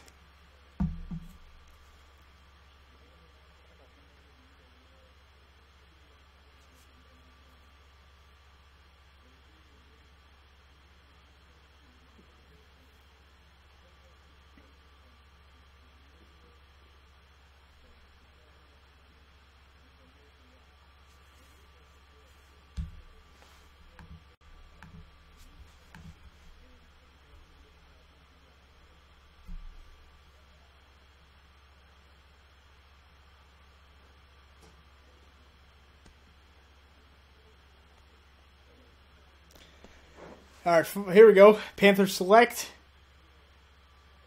Shaq Thompson, linebacker out of Washington. Shaq Thompson. So Thomas Davis maybe just gets to announce his replacement. Now, I mean, I think Shaq Thompson can play on that strong side. It's definitely a hole for Carolina. I didn't expect him to go there this early, and I'm not the biggest Shaq Thompson fan. I think he's a little bit overrated, but he does have the kind of that athletic potential that you look for, and I think pairing him with a Luke Kuechly, who is, play in the middle and line up those runs, that could work. Shaq Thompson's a quick twitch athlete. I mean, his brain to moving his muscles is very quick, and you have to love his closing speed. He goes sideline to sideline pretty well, but when you put him kind of in traffic, he disappears. He can make those big plays. He's very good in pass coverage, which is a reason why I think Carolina may have taken him. But when he gets engaged, he kind of loses it, and that's why a lot of people thought maybe he'll play safety because he can punish you, but a lot of missed tackles by him, and there were some games where I felt like he wasn't giving it a full effort, was kind of dogging it a little bit. So I think there's a lot of upside. I think it's a hole for Carolina. And if they felt like he was the best player on the board, I can't fault them. I don't think I would have taken Shaq Thompson there. It was a tough spot. I think they were in a really tough spot, to be honest. Yeah, I mean, Thompson's speed paired with Kuechly's ability in the box could be really good. Schematically, if they handle this right, I think he could really excel. So I do like the fit and do like that pick for them. A little bit early, but that's that. Baltimore's on the clock. Not too many trades, right? It wasn't supposed to be like the draft of trades. How many have we got? 2? San Diego? Denver? Detroit?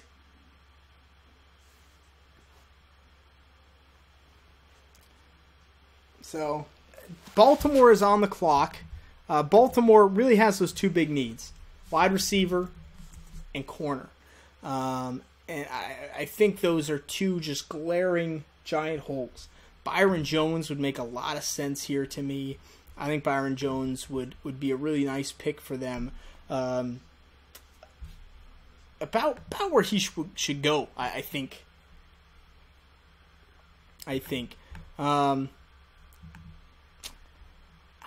I don't know. Maybe they take a chance. Maybe they're one of those teams that takes a chance on a player. I don't know. After Ray Rice, can you take a chance on someone like that? Can you take a chance on Dorian Green-Beckham or someone like that? Maybe a Jalen Collins, where those issues are more on the field, of not getting on the field, work ethic issues, than someone else.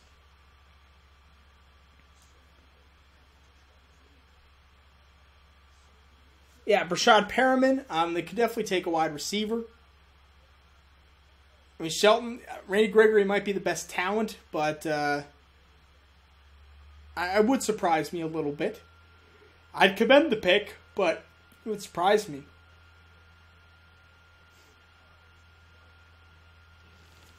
So, let's see. I think Puppy's still here. He's still hanging out. He's sleeping. He's just a big black ball of fur at this point. Yeah, I mean losing Torrey Smith, who do you have? You got Steve Smith. You got Kamar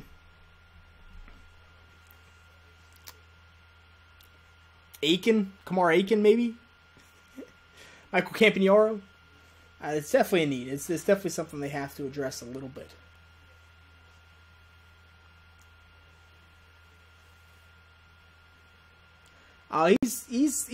He's pretty pudgy. He needs to get trimmed up too, but we'll get there.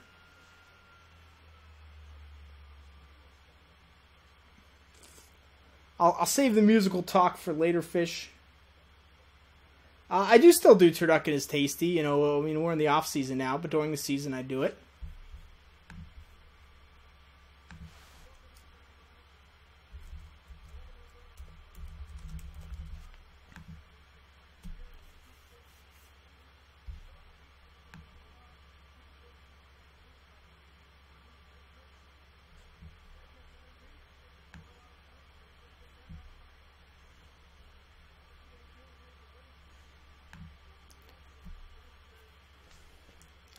Baltimore. Here comes the pick from the commissioner.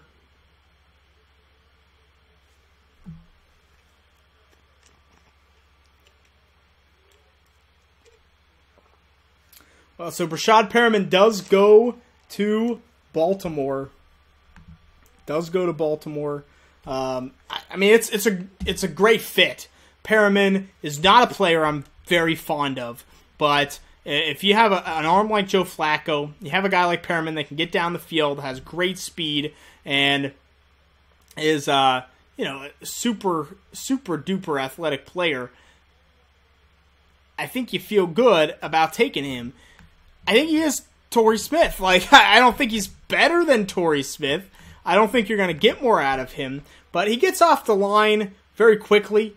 He's better than a Stephen Hill, but I mean, you just look at his size and that length. So very easy separation. And the thing that I like about him, along with that speed, is the footwork, where he has good footwork when he cuts and makes inside cuts more than outside cuts. And there's a lot to like. Now, when you're talking more intricate routes, I don't think he does well with double moves, with trying to fake guys out. He seems to really slow him down, and he can't do much with that.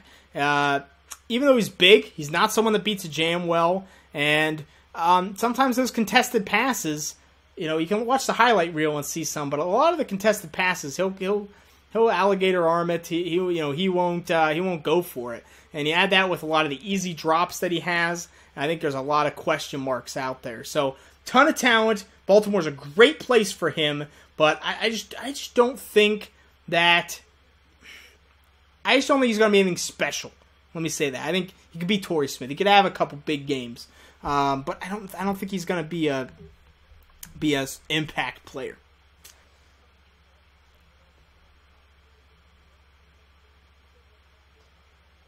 So let's see, anyone in the chat room say anything? Nope. Just all right. Dallas is on the clock. Number 27, Dallas Cowboys. Who are they going to take? Obviously, running back's a big concern. Do we see another running back get taken in somewhere in here? Could Randy Gregory go here? Someone they brought in. Dallas is definitely taking chances on some players. Randy Gregory would be a really nice option for the Dallas Cowboys at 27. So, I think Gregory could be a nice option. Maybe Malcolm Brown. You can have, if you want to get that nose tackle in there. I know it's maybe not the most important position for them, but he's a heck of a player, heck of an athlete. Corner, Byron Jones. So I'm kind of feeling defense. What do I have to say about Nelson Aguilar? I really like him. I think ideal slot receiver, a great compliment to Jordan Matthews.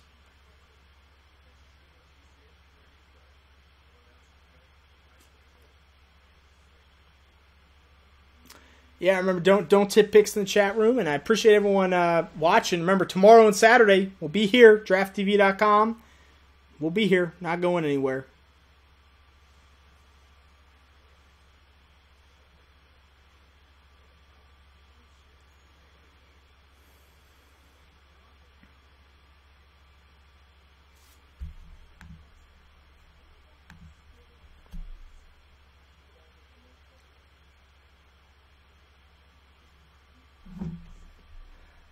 Viday, I did not answer your question, so I'll answer it now. Eric Kendricks being there for the Chiefs in the second. I think it's possible. I mean, I think inside linebackers are falling, and teams don't seem to value them as much as a lot of us value them. So I think it's very possible he could be there. I wouldn't bet on it, but I think it could happen.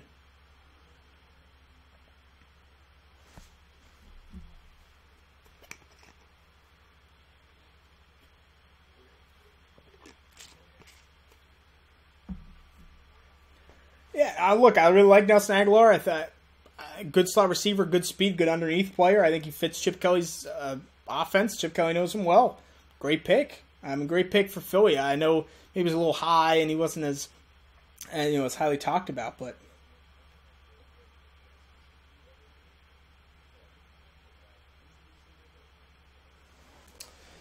Fishbowl. How could you go anywhere draft weekend, this is the only place to be, right? I think there's very little chance Colt Lyerla plays this year or in the NFL ever.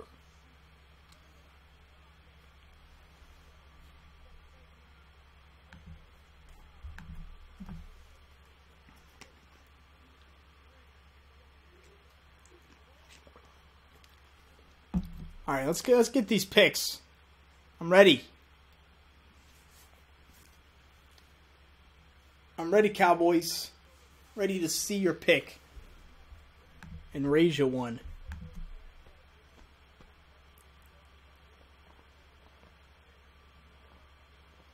Dallas selects Byron Jones goes to the Cowboys. I think it's a really good fit. I'm not the biggest Byron Jones fan. Obviously, he kind of made waves when he had that record-breaking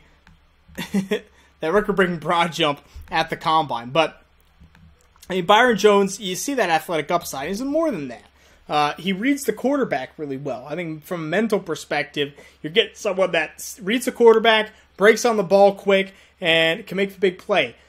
Pretty good tackler. I think he's good with that. What I don't like about him is he just plays high and he picks up his feet way too high. He seems to just get himself off balance sometimes, try to go too fast or do too much. So I think you got to rein in this athleticism a little bit. Not a press corner, but it seems like that's where a lot of teams want to use him. He obviously has that length, but very rarely do you see him get on that line and actually go up and take guys out. Some injury issues with him in the past. I think he could be a really good safety, too. I think he might actually be better as a safety with his tackling, and that way you don't have to worry about a lot of things he hasn't done. But Byron Jones, kind of a player that I don't think was used correctly at UConn. And if you're Dallas, you're going to have to coach him up to jam at the line. Lions are on the clock. Malcolm Brown's still sitting there for them. WMD seems to think they're going to take Tevin Coleman, which would be interesting. I do like Tevin Coleman. Might be a little bit high for me. But Malcolm Brown, I think if you're Detroit, if you want to keep that defensive tackle position going, Detroit, big, Malcolm Brown's big, athletic. He can stuff the run, and he's fluid. I think Malcolm Brown's a little soft. I don't think he's just like big, tough, and Ndamukong Suh, like stomp on your face guy. But I don't think he's that much worse. I think he's better than Danny Shelton, to be honest with you, or Asgood. I think he's got a little more pass rush to him, and to get that at 28, I think would be pretty solid. I mean, they might like Xavier Cooper in the second. Xavier Cooper might not be there for them in the second round, though. So maybe you could use this ammo to move back up. But I do like the trade for Detroit, though. You move down. I don't think they really lost anyone or anything. You got a left guard that you desperately needed.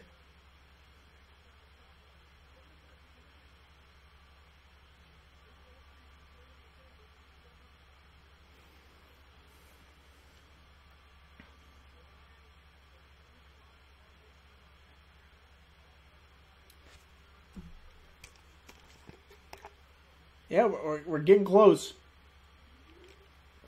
Detroit's picking. Round is coming to an end here pretty soon.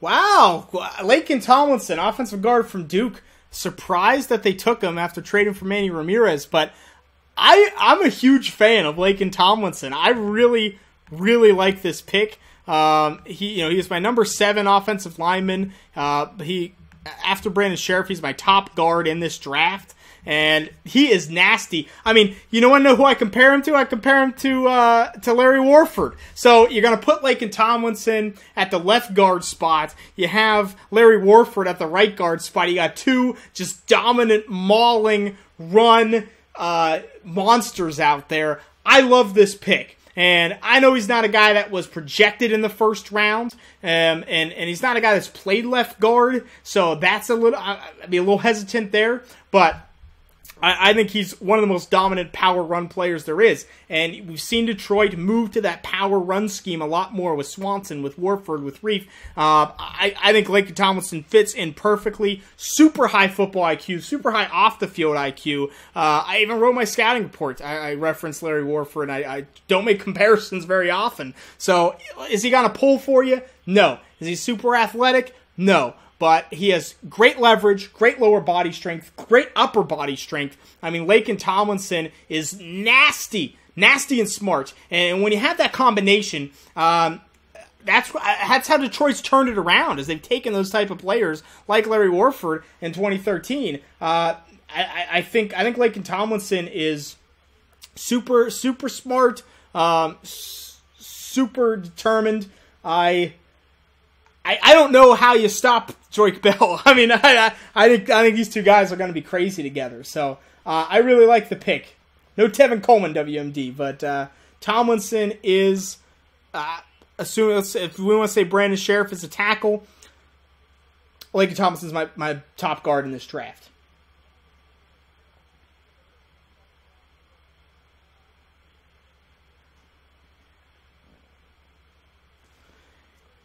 Yeah, Laken Tomlinson's at the draft, so that's I really like this pick. I need it.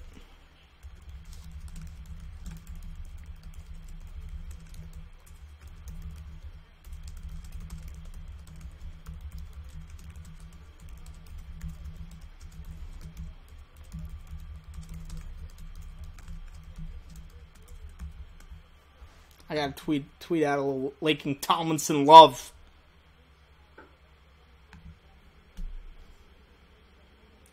I'm. I think Manny Ramirez has played center before, WMD. I think so. Someone can correct me on that if I'm wrong, but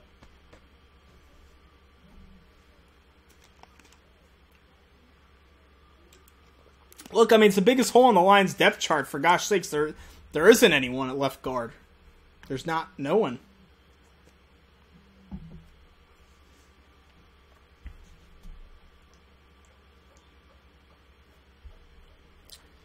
The Colts are on the clock at 29. Indianapolis could go a number of ways. I would kind of lean defense if I was them. Maybe they take one of these inside backers. Maybe they take a Malcolm Brown. I think offensively, offensive line issues might be a little overblown. Maybe they could take a wide receiver here. I don't know. I feel like they're pretty deep with Hilton, Moncrief, Andre Johnson. I just think if you're the Colts, you got to take the best player available on your board and kind of run with it. And if that's Jake Fisher, if that's Malcolm Brown, if that's Randy Gregory, take the guys.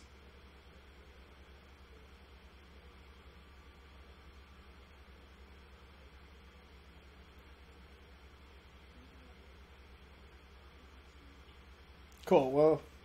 Well, there you go. I mean, you can have Swanson and Ramirez can kind of be a swing backup for you. Yeah. What about safety? That's a good call. I mean, how did I completely forget about safety? Landon Collins and Demarius Randall are sitting there.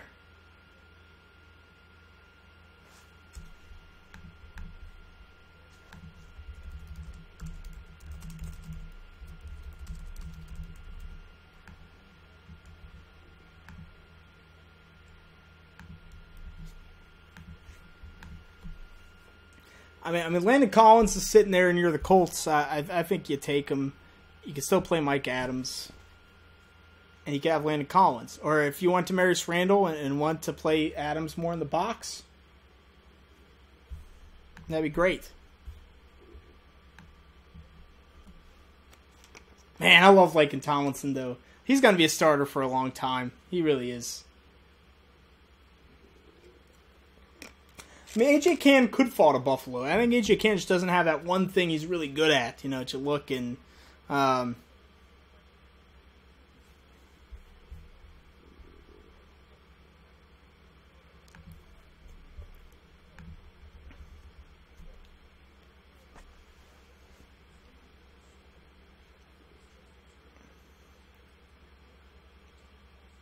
Saying you don't like... How's this a boring draft? This is an awesome draft. I love it. Oh. Well, that's nice, Daddy Shelton. Manny Ramirez.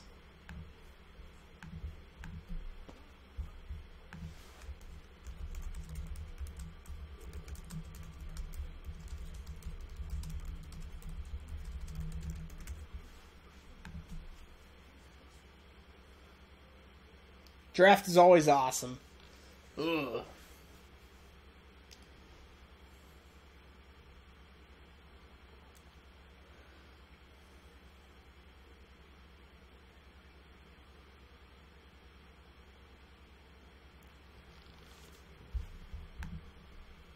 Ugh.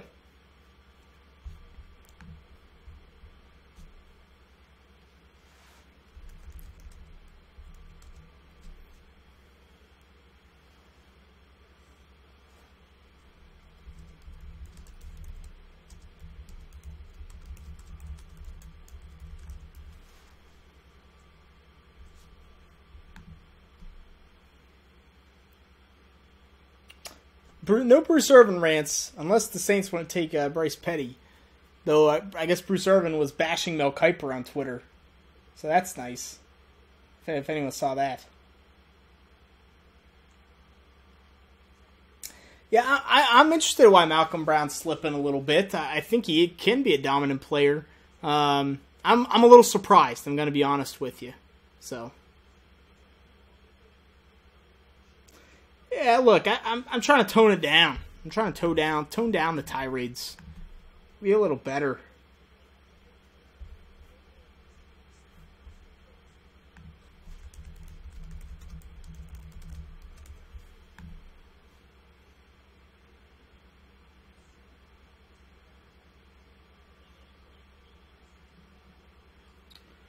I mean, hey, I'll gladly hand out. We can get a little Irvinish in the second round if we need to. We'll see.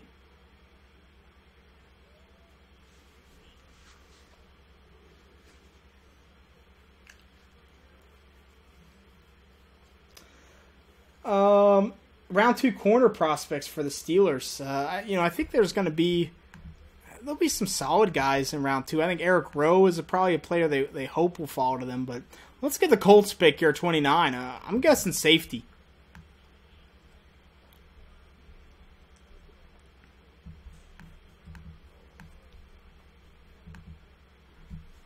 The Colts select Philip Dorsett, wide receiver out of Miami.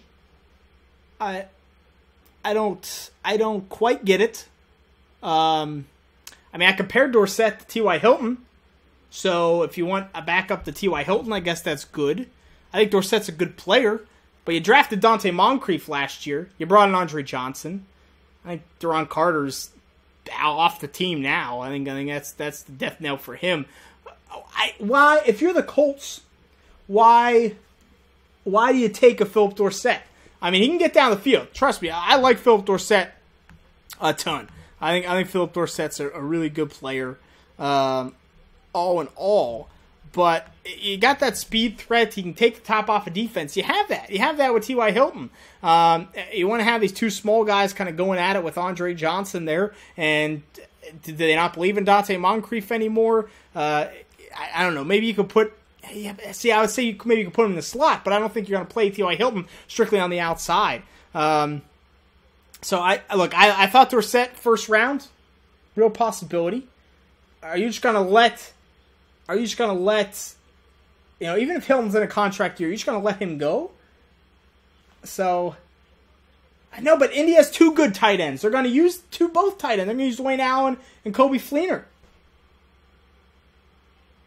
So I'm a little surprised. I think the value is fine. I think it's about where it should have went, but I am surprised.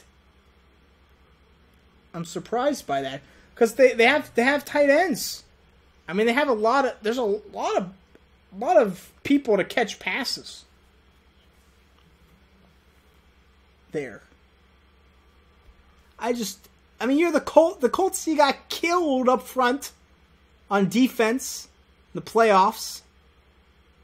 Your offense wasn't the issue. I mean, it was the issue in that game, but I mean, it's not the issue. I don't know. Packers are on the clock. I don't know about that one. I like Philip Dorsett. If you want to let T.Y. Hilton go and just kind of replace him with Dorsett, okay. But I don't think you spend pick 29 to do that. I don't think you spend that pick to do that. Maybe he'll be great. I think he can be great. But I wouldn't do that. I mean, we could see plenty of empty backfields, but I still don't think you're going to... That's still too much.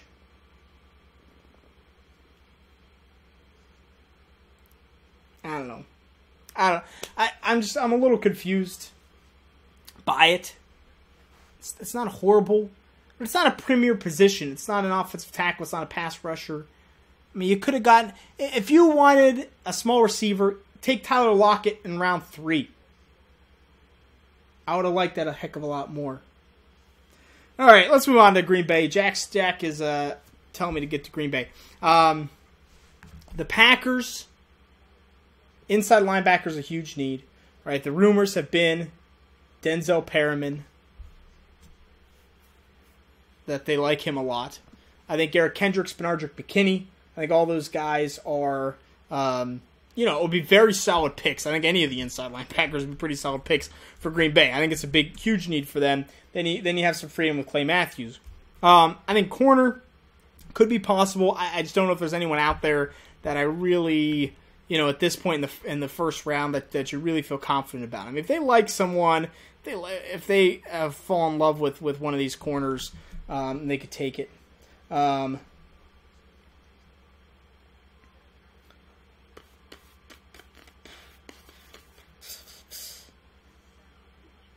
So, I'm trying to think what else they could take. I think offensively they're pretty well set for first round.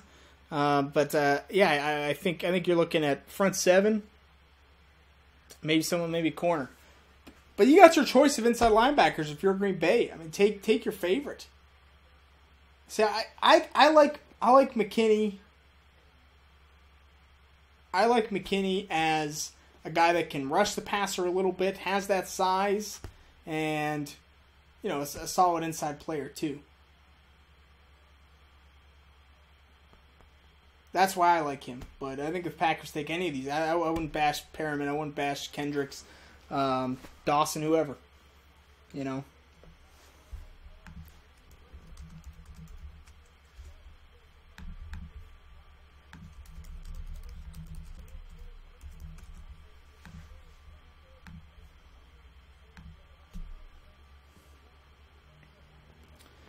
I should probably look at my value board. Top 5 players left. Randy Gregory. If we're going to take Lyle Collins out. Randy Gregory. Malcolm Brown. Malcolm Brown, Randy Gregory. McKinney. Benardrick McKinney. Landon Collins. Jordan Phillips. Jalen Collins. So, yeah, Eli Harold's a possibility. If the Packers want to go pass rush, you'd put Clay Matthews on the inside permanently. I mean, Nick Perry is iffy. Julius Peppers, definitely not a young spry pup. Packers pick right here, 30.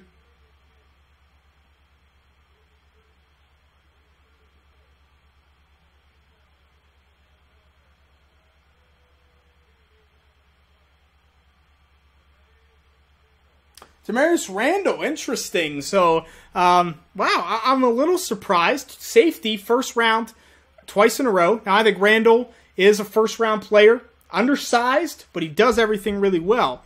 And if you're Green Bay, Morgan Burnett has been a disappointment.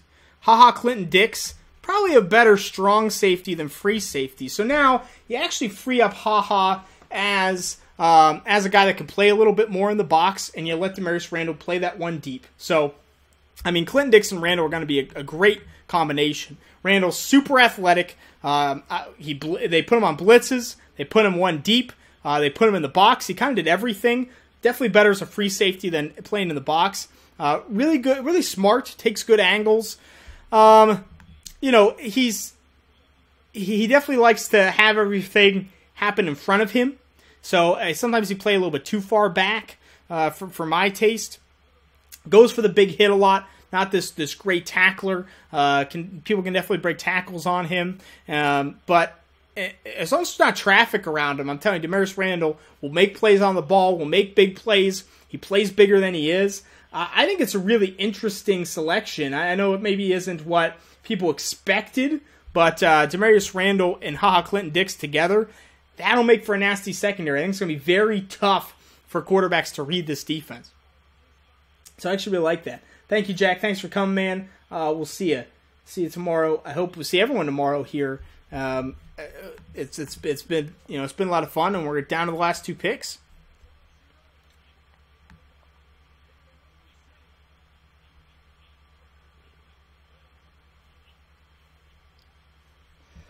So the Saints are on the clock.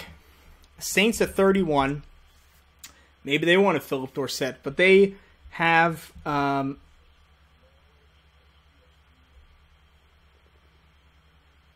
yeah.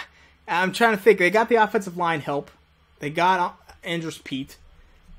I like that pick. You got to go defense. You got to go defense here, right? I mean, that is position. They need inside linebacker. Is this where they take an inside linebackers? This is where you see one come off the board, because I think they really need one. Corner, maybe they go for Jalen Collins here. But it's got to be defense. See you, Pete. Thanks for coming. Best one high safeties left. I mean, I don't think Landon Collins is. Deron Smith is my favorite from Fresno State. Gerard Holloman from Louisville. Anthony Harris from Virginia. So I think Deron Smith probably your guy tomorrow. They could go pass rusher. I mean, Randy Gregory. If they like Randy Gregory, I think he'd be a downright steal right here.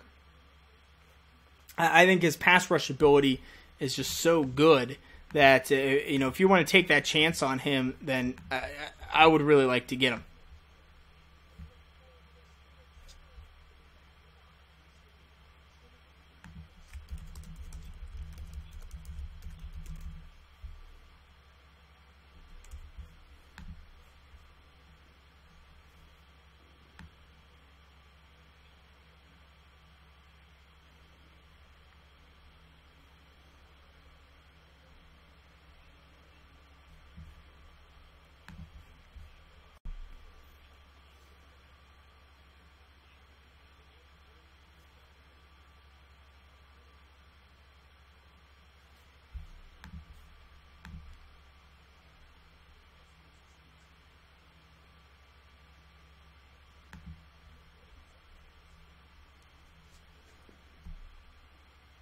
I mean, Morgan Burnett kind of has had some down years here for Green Bay, so I'm not sure.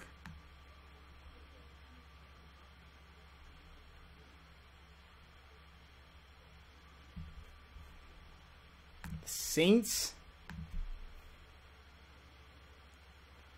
pick 31.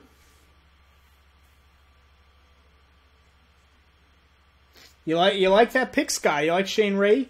I think definitely a need. I think you were one of the ones that said the Broncos needed that pass rusher. Shane Ray's definitely it.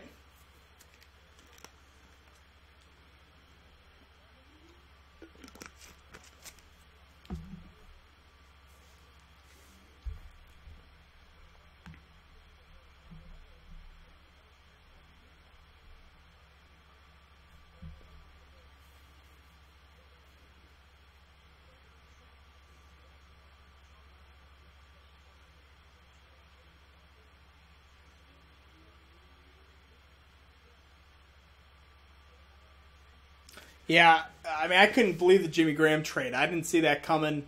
I walked out of work one day and Jimmy Graham was traded. That was the same day as the Bradford and Foles trade, and I was like, what's happening? Crazy. And if you're the Saints, you're going in a different direction at this point. Maybe more towards the run game with Ingram and Spiller. This is going to be an interesting. I want to see how the Saints do this year because I have no idea how they're going to do. I really don't.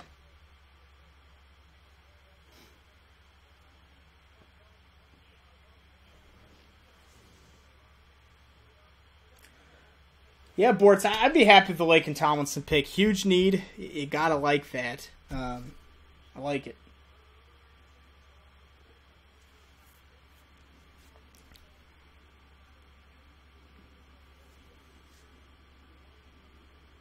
Here we go. Saints at 31.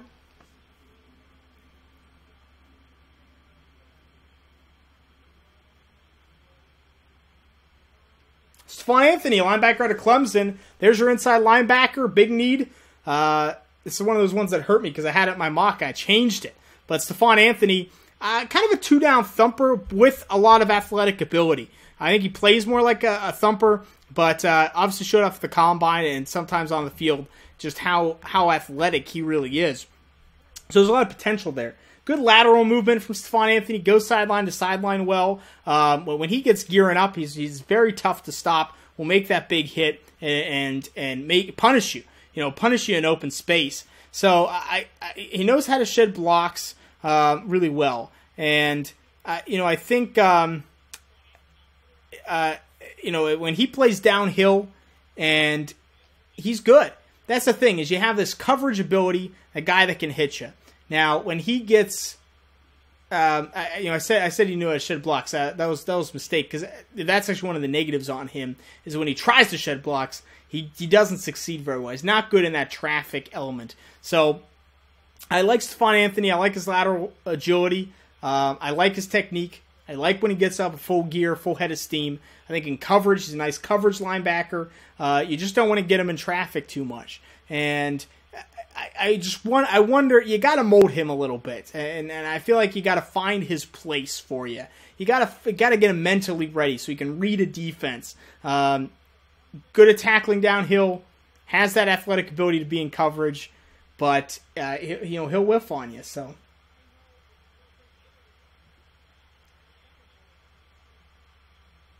Yeah, I don't think Anthony would have lasted to the Saints' second round, or maybe, but I don't think so. So Patriots to end it. Who do they take here?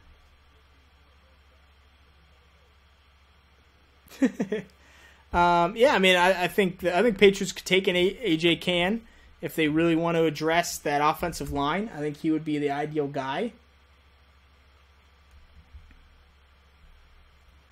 Anthony's a really good inside linebacker, and I think it's a good fit for the Saints if they want someone a little more athletic. Hey, maybe the Pats could take Landon Collins. They have Patrick Chung. I think receiver wise, I don't know if that's anything. Green Bay wants to convert Randall to corner. That would be really interesting. Thanks, Trey Thor. That would be really interesting if Demarius Randall played cornerback, because I think he could do it. I think he's got the size. Is fine for corner. He definitely has that athletic ability. I'd like it. And I think you hide some of his flaws if you do that. That's interesting.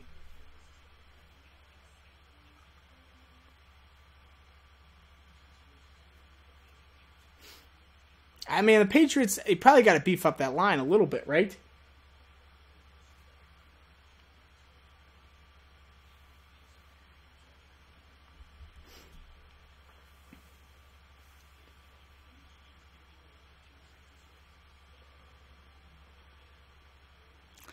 I'm looking at the Patriots depth chart, just trying to see where do you have holes, where do they really need guys. I don't think anything jumps out. Corner, not really value here. Receiver, I don't think they're going to take Green Beckham. Not really value here. Pass rush, I don't know if you need another guy.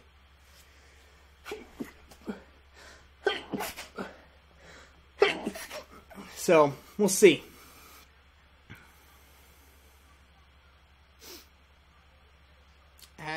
Corner is a big need for them, absolutely. But I just don't know. I don't know who you're going to take here.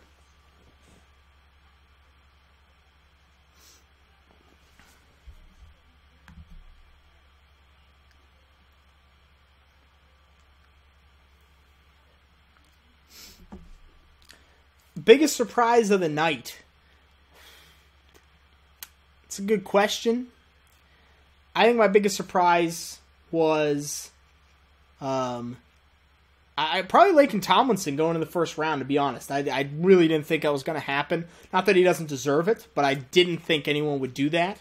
I think Gurley to the Rams was a surprise to me. It's not something I even really thought of or considered, and I probably should have. That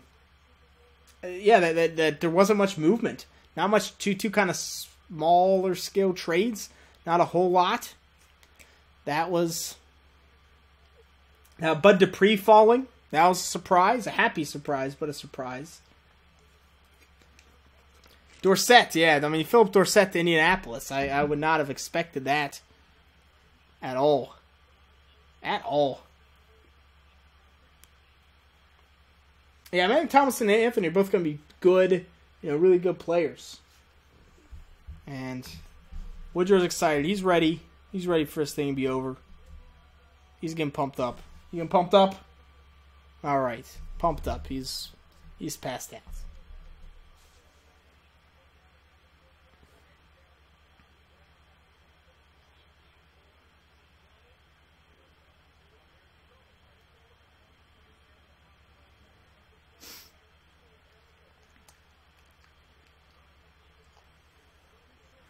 Yeah, Leonard Williams, the Jet. That's going to be fun. But here's the last pick. Let's get this one in. The Patriots at 32.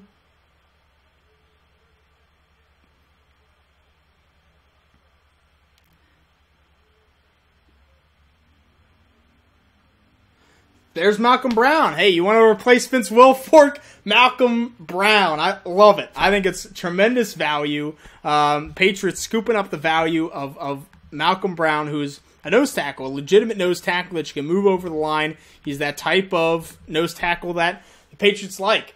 Big, athletic, but plays low. Gets that good leverage. He's solid against the run. He's fluid. He can move. He's pretty loose. A little soft. I don't think the Patriots are this hard-nosed defense. Brown doesn't do great against guys with a big strength that can kind of push him around at his size, but when he has the size advantage, he's going to take you down. And with how big he is, he usually has the size advantage. So I think he's a starter. I think he's an instant starter, and I love that. If you're going to lose Wilfork, could get potentially a younger Wilfork and Malcolm Brown. I think he could be that type of player. He has that potential, so I really like it. And I appreciate everyone coming out and watching the stream. I'll stick around for a little bit longer, take some questions. But if you are here, tomorrow we'll be here. You see the schedule above me, 6:30 to whenever it ends. And then Saturday all day, be here 11:30 in the morning. I'll be pumping the Snapple, probably be ready to go. So, but yeah, thanks for coming. If you have questions, feel free to put them in the chat room. I'll be happy to answer them.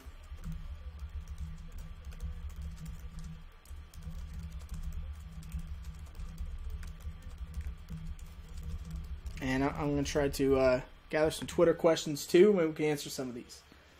Yeah, Steelers and Patriots, two really good players. I mean, I think it was a good draft as a whole. The Dorsett pick probably left me scratching my head the most. Really surprised by that one. I don't know. Yeah, I don't know how many I had in my mock. Not too many. It fell apart pretty quick.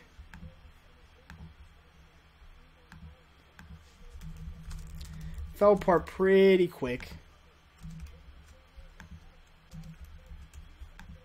Let's see. I had Winston, Mariota, Fowler, Cooper, Kevin White, Vic Beasley, Trey Wayans. 7. That might be it. Danny Shelton to the Browns. Nelson Aguilar. 9. I think that is it. So I got 9 to the right teams. I'll take it. I'll take it. See you of the day. Thank you. Let's take these questions. Do you think Pugh gets moved inside? I think I would bet on Pugh getting moved inside. It could be Flowers. I think he could do it. But my guess would be you move Pugh inside. You have Flowers at right tackle. That's his ideal position. Scott, my first round pick at 1-1 is Todd Gurley, running back for the St. Louis Rams. I'm taking Todd Gurley first in our Dynasty League. rookie draft. It's in the book. It's in the books. It's in the books. Count on it now. Hope you didn't want them. Get who you want at 1-2. Fantasy value, wide receivers or running backs. That's a really good question, Andy. Let's talk some fantasy value right here, right now. Let me pull up the draft tracker. Make sure I don't mess anything up in terms of who went where. I mean, quarterback wise, I don't think either of those guys are going to make an instant impact fantasy wise. I think Winston is probably the guy that maybe I'll redraft QB2, but I don't think I'm going to draft Mariota in anything. I think I want to see what he does first. Running backs, Gurley, I love it. Maybe not this year, but dynasty-wise, love that fit with Jeff Fisher. You know Jeff Fisher can run the ball. You know he's going to run the ball. Melvin Gordon, I think you got to feel great about San Diego. You know he's going to be the lead back. So, I would rate from a dynasty perspective. I would rate Gurley and Gordon very highly, both of them. Receiver-wise, I think it's a little iffy on how these guys are going to do. I think Amari Cooper can overcome Oakland, and you have a good quarterback at least. So I think Amari Cooper's pretty well set. I trust his talent. Past that, Kevin White's a nice fit. I'm a little skeptical. Kevin White's a nice fit for Chicago, but skeptical if he can really put up the fantasy numbers that you're going to want. And Devontae Parker for Miami. I think Parker has a lot of potential too. I think Miami has a pretty good offense. It's going to throw the ball a lot. I do think Landry's going to get his, so I'm happy about that. I don't know if I kind of feel like White and Parker maybe not as high as the other three. I think maybe the other three are a little bit better to me. Perriman, I'm not a huge fan of in general. I think he's a deep threat. I think fantasy wise that's iffy. Dorsett, more of a down the line replacement, and Nelson Aguilar, probably the third. My number 4 receiver, fantasy-wise at this point. Because I think from the slot, he can do some damage. I don't think he's going to have consistent fantasy numbers or a ton of catches, though. So, really like where the running backs landed. Wide receivers, not quite as much. But I think Cooper will kind of redeem himself there. Let me scroll up and get some questions.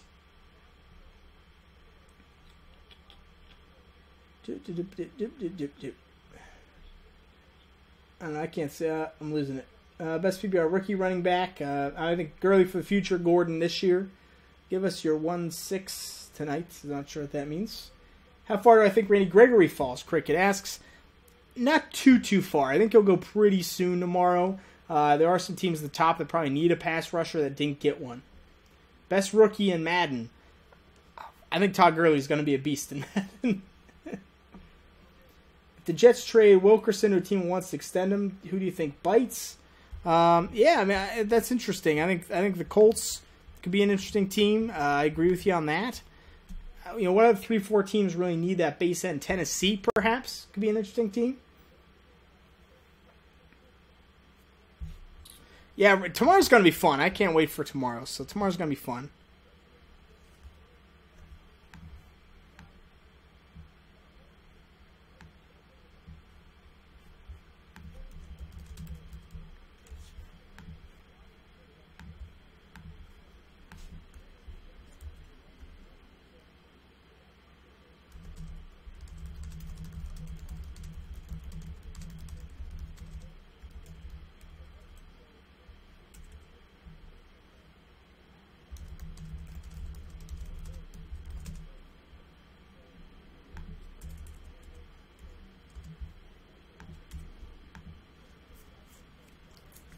I think this that Dorsett pick shows just how much people overrated, overrated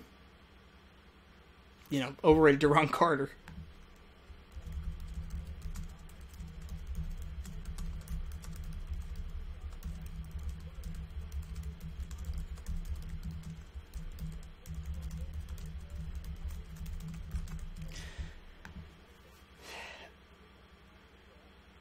Evan Mathis could get traded. Yeah, it's possible. I still like the Steelers pick. I love the Steelers pick. I think such a good pick for them. Bud Dupree, I wouldn't have even thought that they could have taken him. They would have had a shot.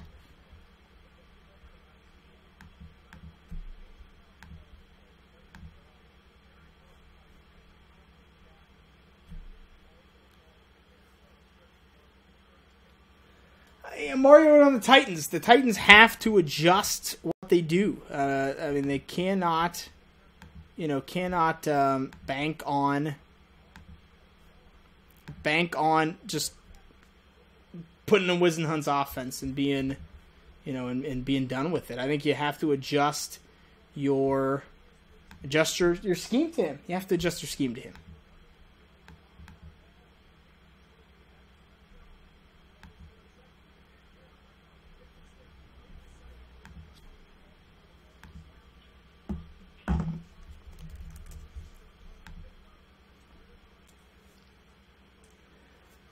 Hey, the Steelers.